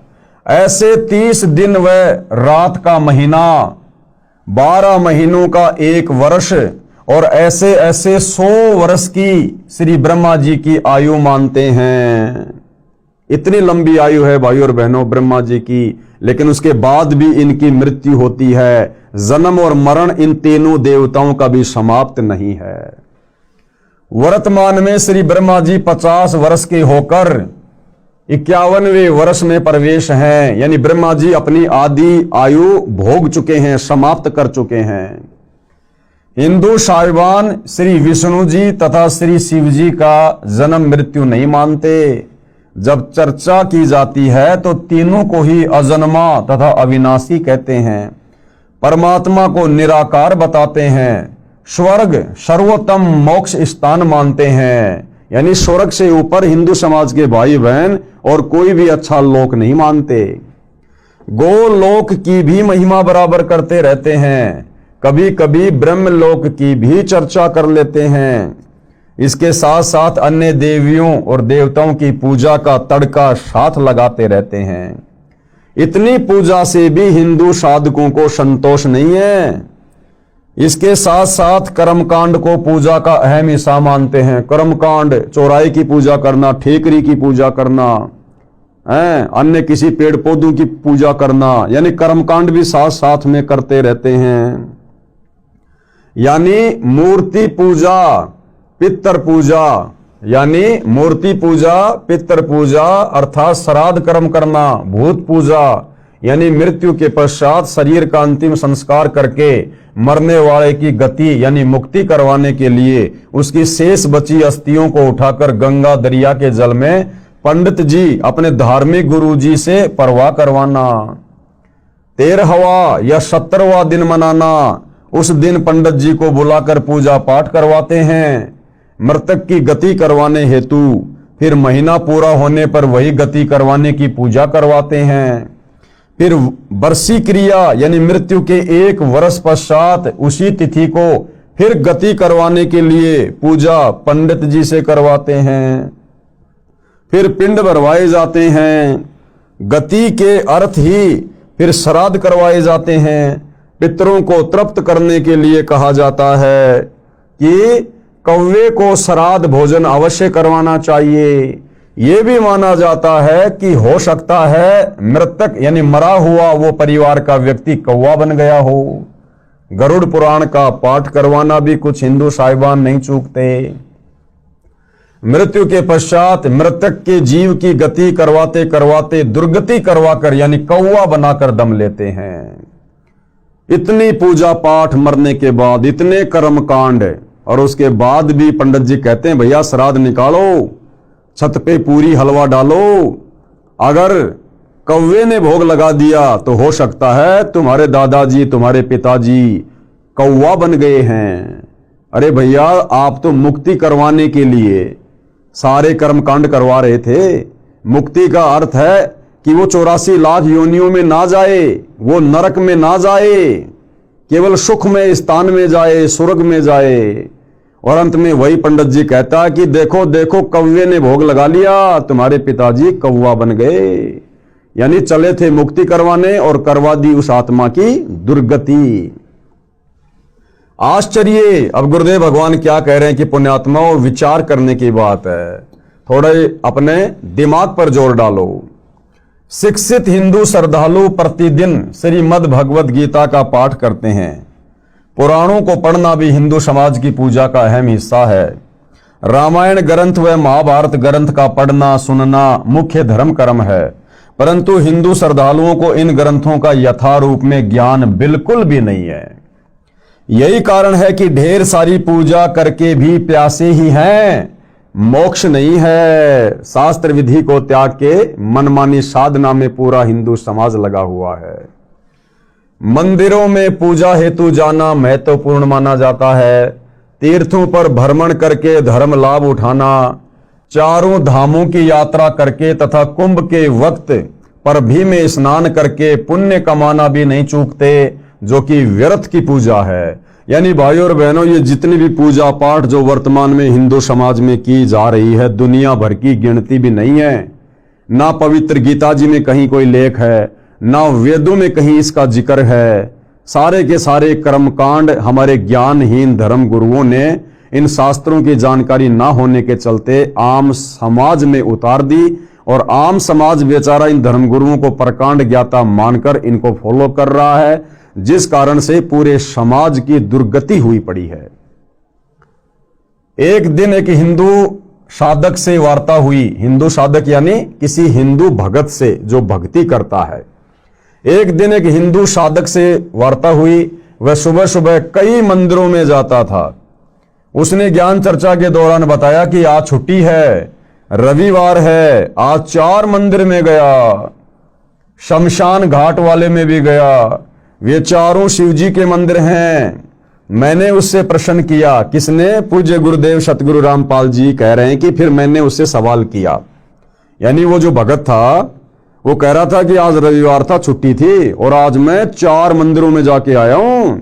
शमशान घाट में जो मंदिर है ना, वहां भी जाके आया हूं, और अन्य जगह शिव जी के 3 मंदिर और थे, मैं वहां भी जाके आया हूं।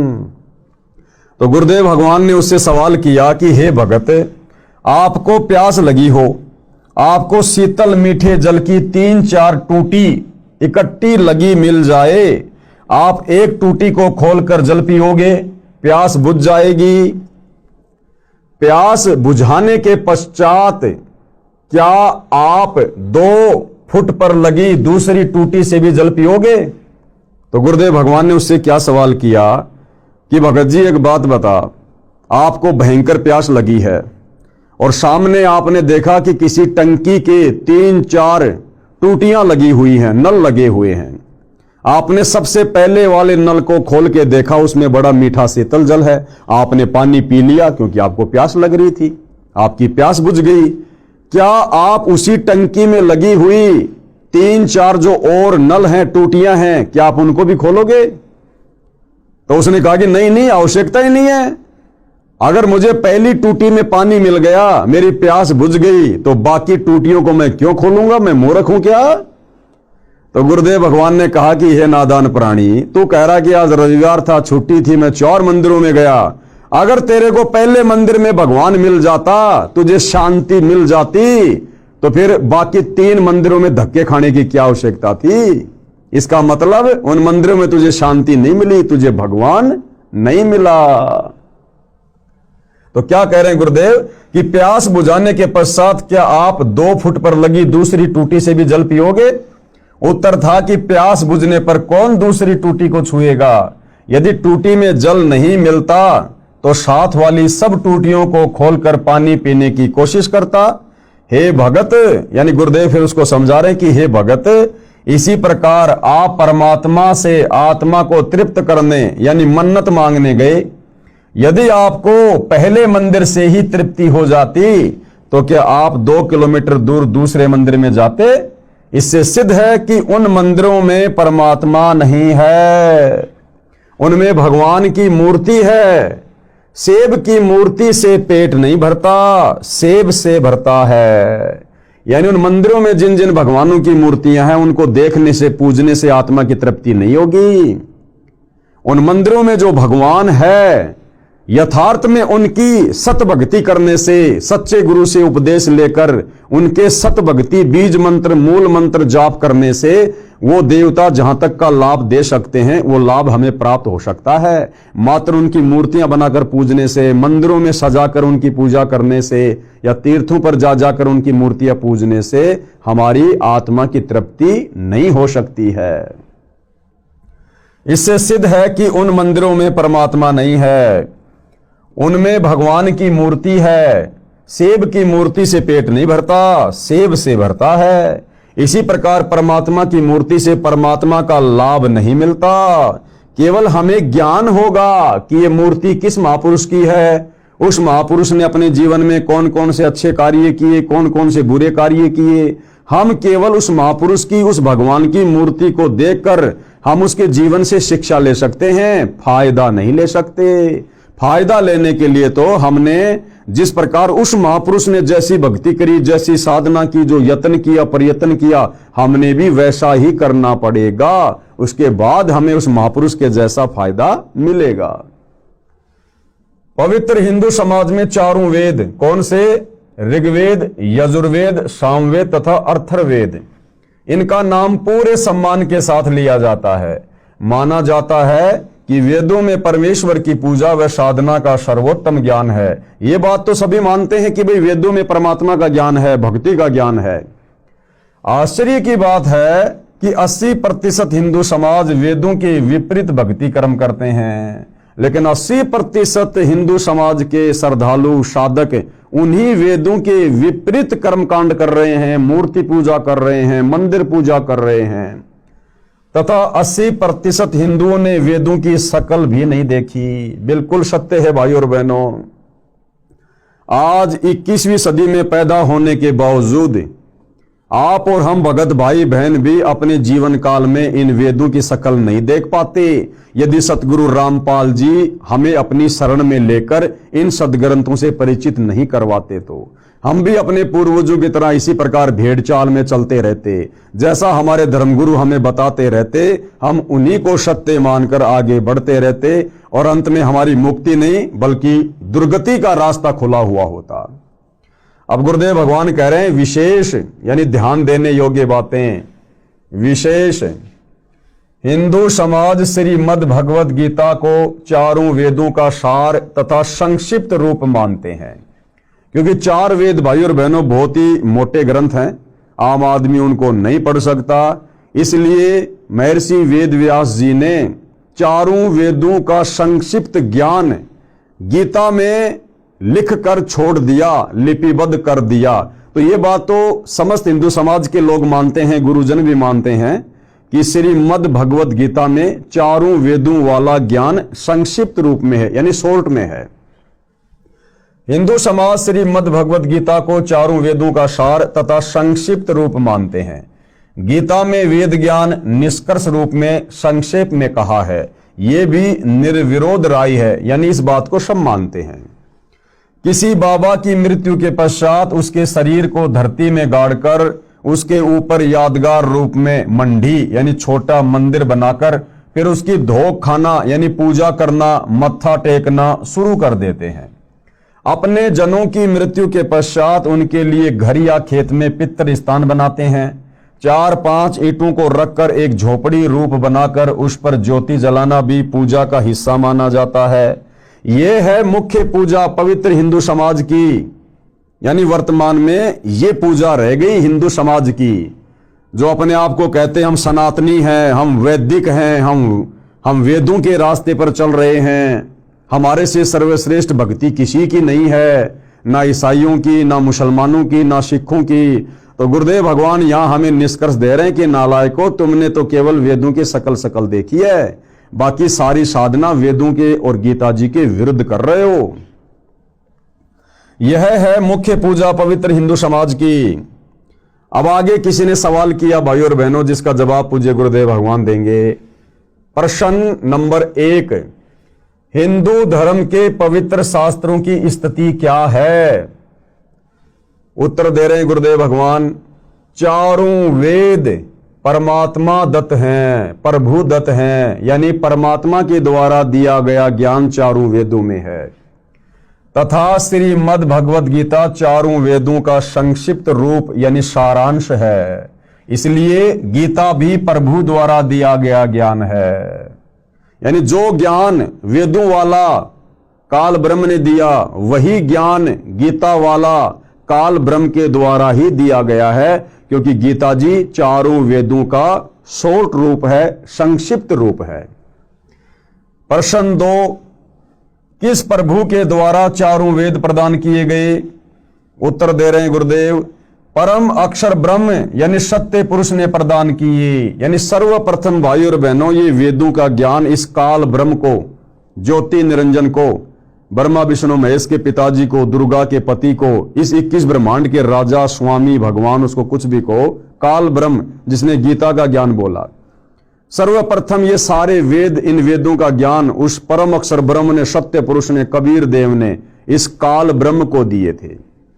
आगे चलकर भाई और बहनों, इस काल ब्रह्म ने जब उन वेदों को पढ़ा तो इसको पता चला कि इन वेदों में तो तेरी सारी पोल पट्टी खोल रखी है परमात्मा ने, कि तूने सतलोक में क्या क्या कुकर्म किया, क्यों तेरे को सतलोक से कबीर जी ने धक्के मारकर दुर्गा सहित और यहां नीचे 21 ब्रह्मांड में भेज दिया। ये सारी की सारी जानकारी उन वेदों में लिखी हुई थी, जो ज्ञान परमात्मा ने, परम अक्षर ब्रह्म ने, कबीर देव ने इस काल को, इस ब्रह्म को दिया। इस काल ने डरते हुए भयभीत होकर कि अगर मेरे अधीन इन आत्माओं को, इन प्राणियों को यदि सच्चाई का पता चल गया कि मैं काल हूं, मैंने क्या कुकर्म किया था और मुझे प्रतिदिन 1,00,000 मानव शरीरधारी स्त्री पुरुषों के सूक्ष्म शरीर से निकली हुई गंध वासना खाने का श्राप लगा हुआ है, जिस कारण से मैं इन सबको मारता हूं और इनको जन्म देता हूं। अपने तीनों बेटों की मैंने ड्यूटी लगा रखी है, ब्रह्मा विष्णु महेश की। ब्रह्मा जी रजोगुण के कारण संतान उत्पत्ति करवाता है बाई फोर्स, आप और हमारे से, विषय वासना जागृत करवा के। उसके बाद विष्णु जी अपने सतोगुण के प्रभाव से हमें आपस में एक परिवार में बांध के रखता है, ये मेरा बेटा, ये मेरी बेटी, ये मेरी संपत्ति, ये मेरी कार, ये मेरी कोठी। और उसके बाद शंकर जी अपने तमोगुण के प्रभाव से किसी न किसी कारण से, लड़ाई में, झगड़े में, एक्सीडेंट में या बीमारी से, कोई भी कारण बनाकर हम जीव आत्माओं को मृत्यु प्रदान करके अपने पिता काल ब्रह्म के पास भेज देता है उसके भोजन के लिए। तो जब इस काल ब्रह्म ने उन वेदों वाला ज्ञान पढ़ा तो उसको लगा कि तेरी तो सारी पोल पट्टी खोल रखी है। तो भाई और बहनों, जो मुख्य ज्ञान था, जो इस काल की पोल पट्टी खोल रहा था, वो ज्ञान इस काल ब्रह्म ने भयभीत होकर नष्ट कर दिया। और बाकी का ज्ञान जो इस काल की पूजा तक का था, वो ज्ञान इसने अपने बड़े बेटे ब्रह्मा को समुद्र मंथन के दौरान दे दिया। और ब्रह्मा जी ने फिर वही ज्ञान आगे अपने वंशजों को दिया। आगे चलकर फिर उसी वेदों वाले ज्ञान को 4 भागों में श्री वेद व्यास जी ने पुस्तकों के रूप में, ग्रंथ के रूप में लिपिबद्ध कर दिया, जो आज आप और हमारे सामने है। तो गुरुदेव भगवान कह रहे हैं कि परम अक्षर ब्रह्म यानी सत्य पुरुष ने प्रदान किए थे ये वेद। प्रश्न नंबर 3, परम अक्षर ब्रह्म कौन भगवान है, यानी ये परम अक्षर ब्रह्म कौन प्रभु है और कहां इसका प्रमाण है? तो उत्तर दे रहे हैं गुरुदेव भगवान कि गीता अध्याय 8 श्लोक 1 में अर्जुन ने गीता ज्ञान देने वाले प्रभु हिंदुओं के अनुसार श्री कृष्ण जी से प्रश्न किया कि जो आपने गीता अध्याय 7 श्लोक 29 में तत्व ब्रह्म कहा है, वह तत्व ब्रह्म क्या है? किम तत्व ब्रह्म? तो गीता ज्ञान दाता ने, यानी गीता का ज्ञान देने वाले भगवान ने इस काल में, जिसको हिंदू भाई श्री कृष्ण जी कहते हैं, गीता ज्ञान दाता ने गीता अध्याय 8 श्लोक 3 में उत्तर दिया, कहा कि वह परम अक्षर ब्रह्म है, वो सत्य पुरुष है। फिर गीता अध्याय 8 के ही श्लोक 5 व 7 में अपनी भक्ति करने को अर्जुन से कहा तथा कहा कि जो मेरी भक्ति करेगा वह मुझे प्राप्त होगा।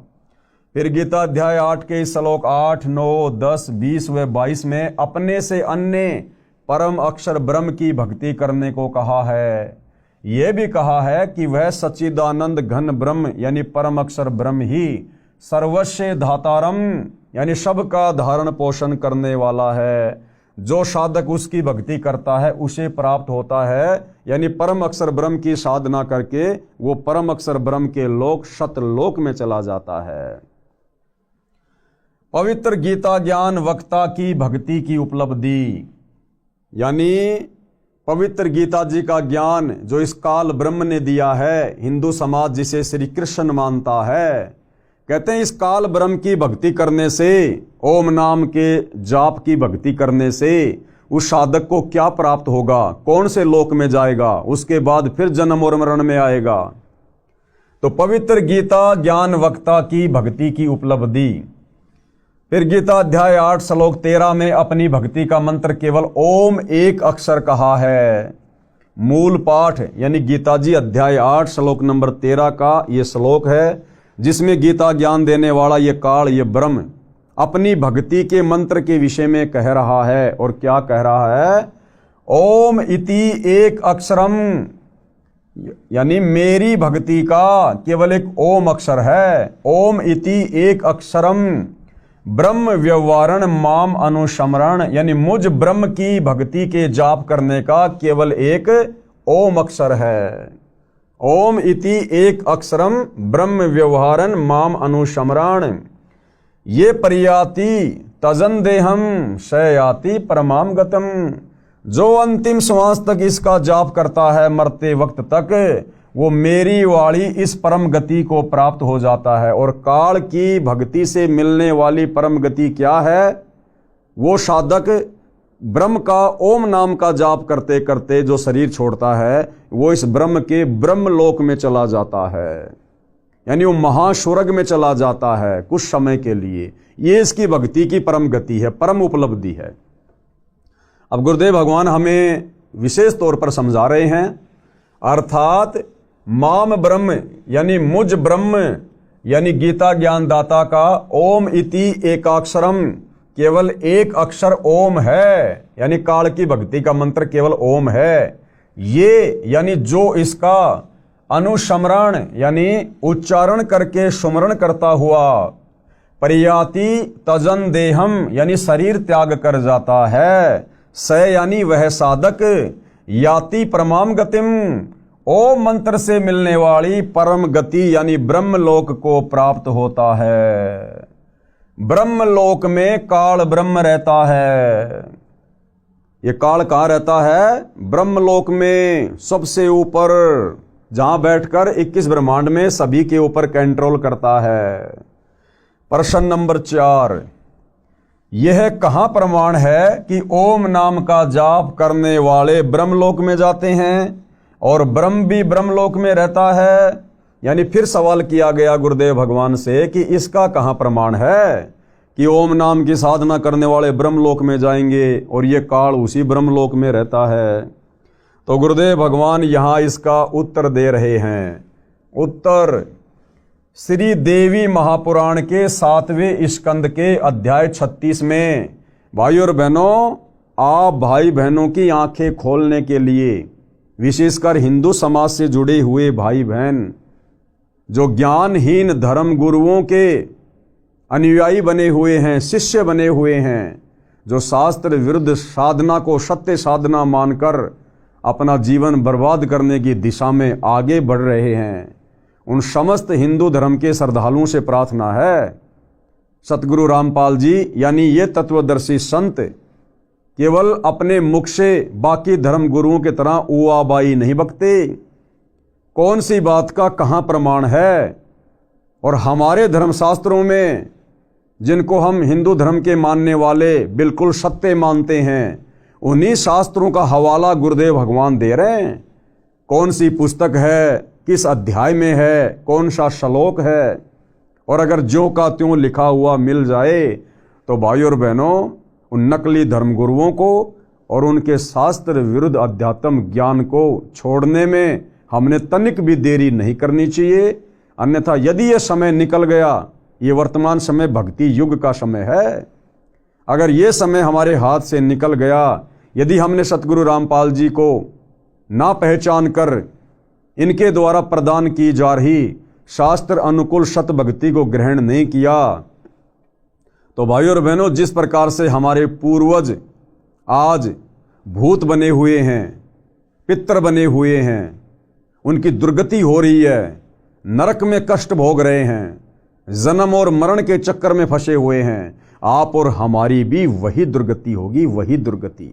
इसलिए ध्यान से पढ़िए। तो उत्तर दे रहे हैं गुरुदेव कि श्री देवी महापुराण के 7वें स्कंद के अध्याय 36 में श्री देवी जी ने राजा हिमालय से कहा कि हे राजन, हिमालय पहाड़ नहीं, हिमालय एक राजा का नाम है, वो देवी का भगत था, दुर्गा जी का भगत था।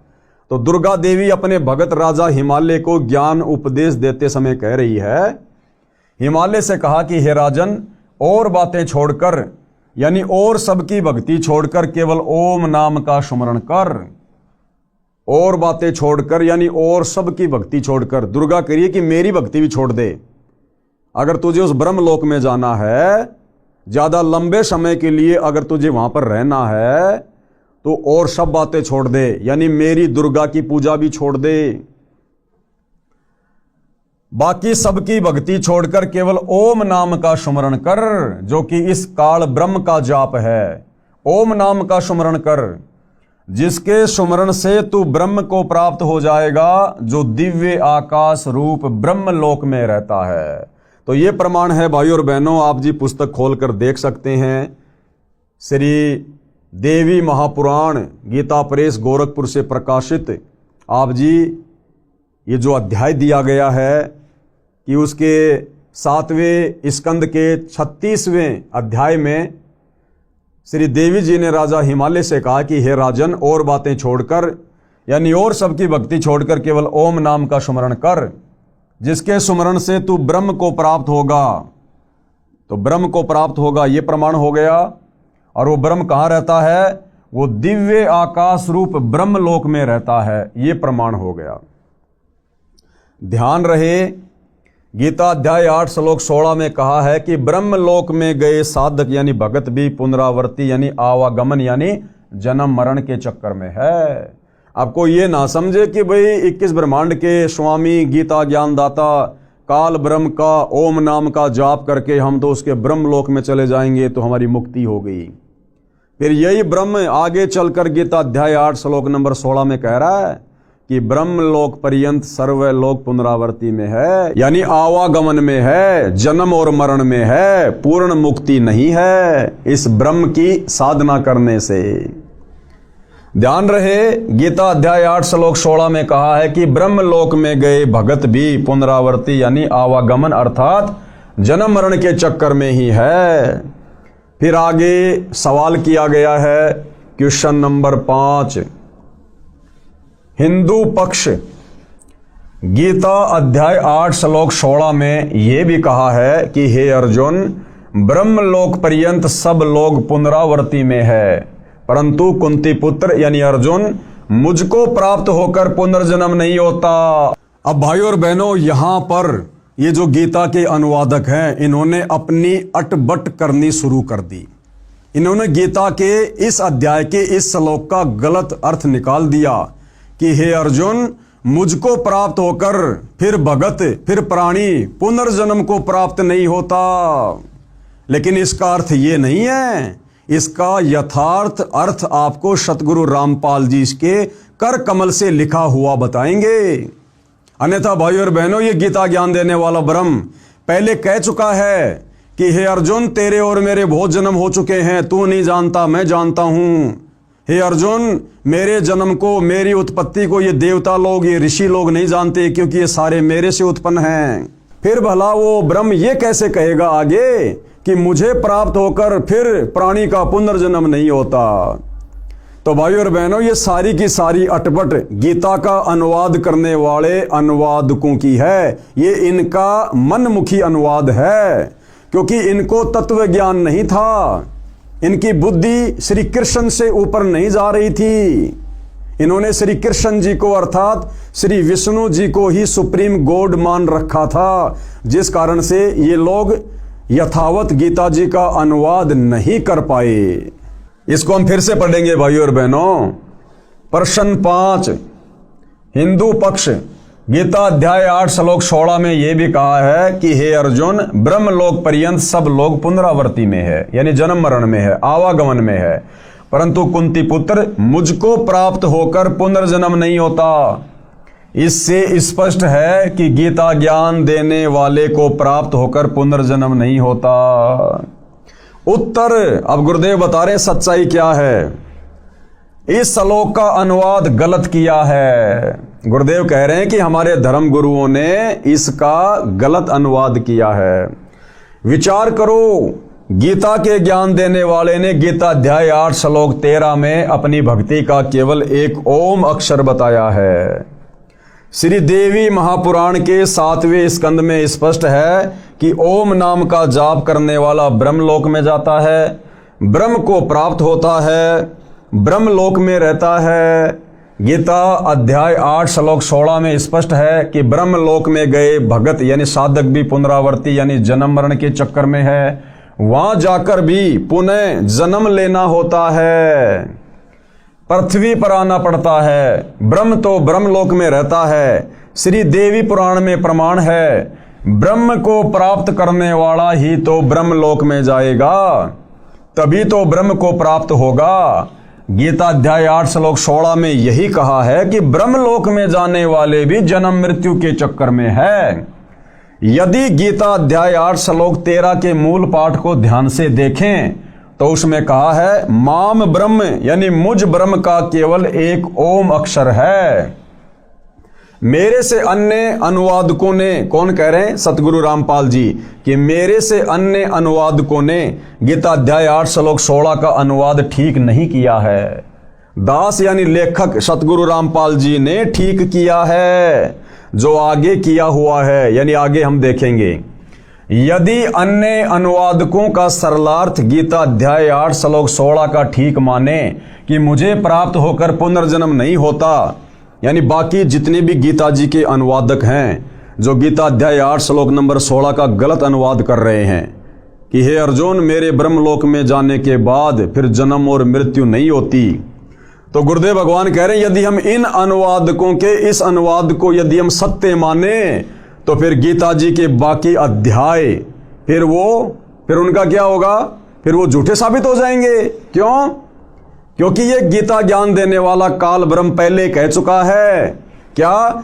जब गीता ज्ञान दाता ने गीता अध्याय 2 श्लोक 12, गीता अध्याय 4 श्लोक 5, गीता अध्याय 10 श्लोक 2 में तो अपने को जन्मने व मरने वाला कहा है, यानी इन श्लोकों में तो पहले ही गीता ज्ञान देने वाले काल ब्रह्म ने अपने विषय में बता दिया कि मेरा भी जन्म और मृत्यु होती है, अर्जुन तेरी भी होती है, सबकी होती है। फिर भला अध्याय 8 श्लोक नंबर 16 में वो ये कैसे कह देगा कि मुझ ब्रह्म को प्राप्त होकर मेरे ब्रह्मलोक में आकर फिर ये प्राणी कभी जन्म और मरण में नहीं आता।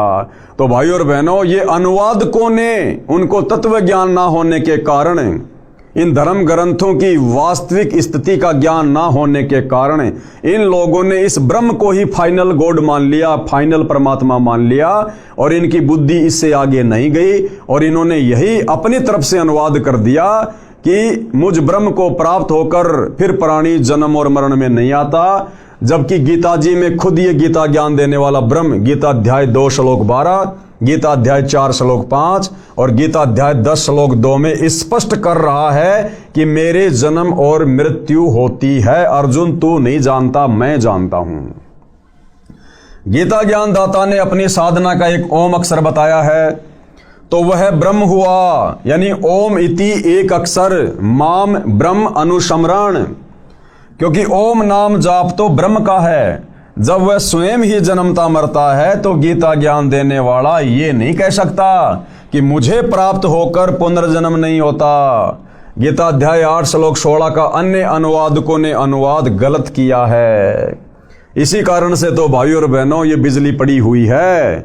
इस सनातनी पूजा को त्याग कर इन ज्ञानहीन धर्म गुरुओं के कहने पर हमने ये आधी अधूरी साधना ग्रहण कर ली, जिस कारण सतगुरु रामपाल जी को अब ये सत्य बताने के मार्ग में संघर्ष करना पड़ रहा है।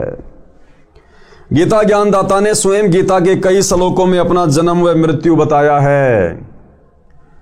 अविनाशी परमात्मा अपने से अन्य बताया है। मैं लेखक यानी सतगुरु रामपाल जी यही स्पष्ट करना चाहता हूं कि हमारे हिंदू धर्म गुरुओं ने अपने पवित्र ग्रंथों गीता, चारों वेदों, महाभारत तथा 18 पुराणों को नहीं समझा।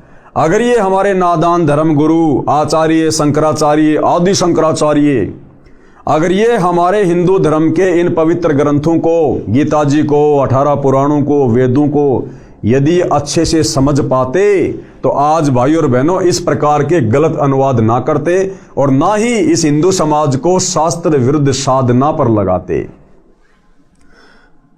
कृपया पढ़ें मेरा अनुवाद गीता अध्याय 8 श्लोक 16 का। अब सतगुरु रामपाल जी परमेश्वर जी ने अर्थात उस तत्वदर्शी संत ने गीता अध्याय 8 श्लोक 16 का यथार्थ अनुवाद किया है।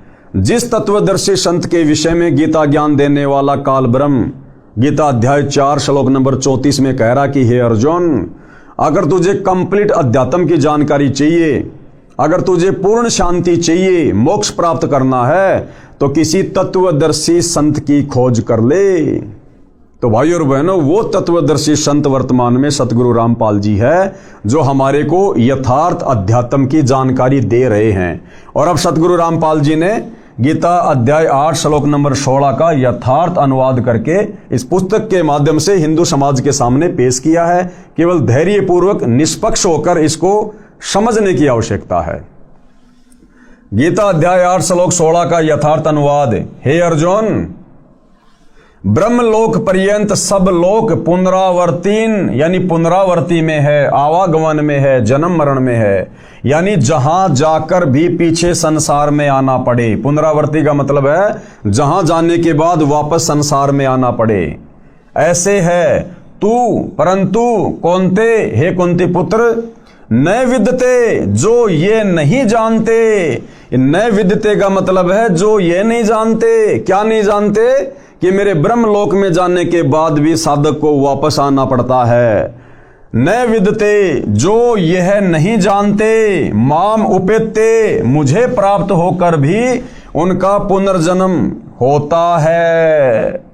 भावार्थ है कि जो ये नहीं जानते कि ब्रह्मलोक में जाकर भी वापस आना पड़ता है, वे मेरी भक्ति करके मुझे प्राप्त होकर भी जन्म मरण के चक्कर में रह जाते हैं।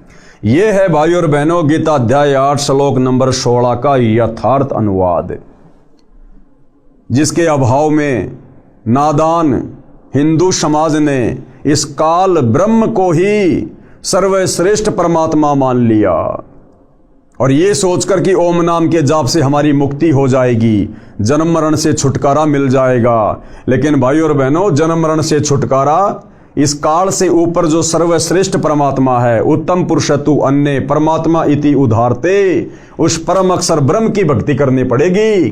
तत्वदर्शी संत से उपदेश लेकर तो आज मौका है। वह तत्वदर्शी संत जो उस समय अर्जुन को प्राप्त नहीं हुआ, आज वही तत्वदर्शी संत सौभाग्य से सतगुरु रामपाल जी के रूप में आप और हमें प्राप्त है। ध्यान रहे, गीता अध्याय 6 श्लोक 23 में विधात शब्द का अर्थ इन्हीं अनुवादकों ने जानना किया है। यदि इस श्लोक 16 में विदते का अर्थ जानना कर दिया जाए तो सीधा अर्थ हो जाता है न विदते, यानी जो ये नहीं जानते कि ओम नाम का जाप करके ब्रह्मलोक में गया हुआ साधक भी पुनरावर्ती में है। जैसे विद्या का अर्थ ज्ञान होता है, जब गीता ज्ञान देने वाला स्वयं कहता है कि मेरी जन्म मृत्यु होती है, तो इस अध्याय 8 श्लोक 16 में ये नहीं कह सकता कि मुझे प्राप्त होकर पुनर्जन्म नहीं होता। इससे स्पष्ट होता है कि हिंदू साहिबान नहीं समझे गीता वेद पुराण। इससे स्पष्ट हो जाता है कि हिंदू साहिबान यानी हिंदू धर्म के मानने वाले अपने ही धर्म की पवित्र पुस्तकों गीता वेद और पुराणों को नहीं समझ पाए। तो भाई और बहनों, थोड़ा धैर्य के साथ में आगे बढ़िए, अपने दिल को थाम कर, क्योंकि आप और हमारे हृदय में ये शास्त्र विरुद्ध अज्ञान हमारे ज्ञानहीन नादान धर्म गुरुओं ने तत्व ज्ञान के अभाव में बेहिसाब ठोक रखा है। और इस ज्ञान को, जो ज्ञान सतगुरु रामपाल जी वर्तमान में दे रहे हैं, इस ज्ञान को इस हृदय में समाने के लिए पहले हमने उस अज्ञान को बाहर निकालना पड़ेगा। और इसके दो ही तरीके हैं। पहला तरीका गुरुदेव ने बताया कि जिस प्रकार एक खारे जल से भरा हुआ मटका है, और यदि हमने उस खारे जल से भरे हुए मटके से वो खारा जल बाहर निकालना है और उसमें मीठा जल भरना है, तो उसके दो ही तरीके हैं। सबसे पहला तरीका तो ये है कि उस मटके को पूरी तरह से खाली कर दिया जाए और उसके बाद मीठा जल भरा जाए। और दूसरा तरीका है उस खारे जल में ऊपर से मीठा जल डालते रहो, कुछ देर बाद खारा जल निकल जाएगा, केवल मीठा जल रह जाएगा। तो भाई और बहनों, यदि आप सतगुरु रामपाल जी परमेश्वर जी पर विश्वास करते हैं तो आपने उस अज्ञान को बिल्कुल नजरअंदाज कर देना चाहिए। उस अज्ञान को आपने अपने हृदय से बाहर निकाल फेंकना चाहिए। और सतगुरु रामपाल जी के सत्संग, उनकी पुस्तकें बड़े धैर्यपूर्वक ध्यानपूर्वक सुननी चाहिए, देखनी चाहिए, पढ़नी चाहिए। या दूसरा तरीका यह है कि अपने दिल को थामकर निष्पक्ष होकर धैर्यपूर्वक सतगुरु रामपाल जी के सत ज्ञान को धीरे धीरे सुनते रहिए। सुनते रहने से, क्योंकि आत्मा को सच्चाई स्वीकार्य है। ये मन जो है ये बकवाद को ग्रहण करता है, झूठ को ग्रहण करता है, लेकिन आत्मा ये परमात्मा का अंश है। जब इसको सत्यता मिलेगी, ये धीरे धीरे उसको स्वीकार करेगी। तो आप धीरे धीरे उनके सत्संग यूट्यूब पर भी सुनते रहिए, मौका मिले उनकी पुस्तकें भी पढ़ते रहिए। तो धीरे धीरे सतज्ञान जब हृदय में उतरेगा तो पहले से जमा अज्ञान धीरे धीरे बाहर निकलना शुरू हो जाएगा, और एक दिन ऐसा होगा आपकी स्थिति भी हम भाई बहनों जैसी हो जाएगी। आप भी अपने परमपिता परमेश्वर को, कबीर देव को, परम अक्षर ब्रह्म को, जो वर्तमान में तत्वदर्शी संत की भूमिका करते हुए सतगुरु रामपाल जी के नाम से धरती पर प्रकट हैं, बड़ी आसानी से आप इनको पहचानोगे, जानोगे और अपनी आत्म कल्याण की दिशा में आप और हमारी तरह आगे बढ़ोगे। तो भाई और बहनों, पूज्य गुरुदेव भगवान के आशीर्वाद से आज की सात संगति में केवल इतना ही। कल रात्रि 9 बजे फिर से हम सभी भाई बहन परमेश्वर हमें आगे क्या संदेशा दे रहे हैं इस पवित्र पुस्तक हिंदू साहिबान नहीं समझे गीता वेद पुराण जानेंगे, समझेंगे। तो आज के लिए केवल इतना ही। परमेश्वर हम सबको आशीर्वाद दे, आज्ञा दे, हमारा मार्गदर्शन करे। बंदी छोड़ सतगुरु रामपाल जी भगवान की जय हो।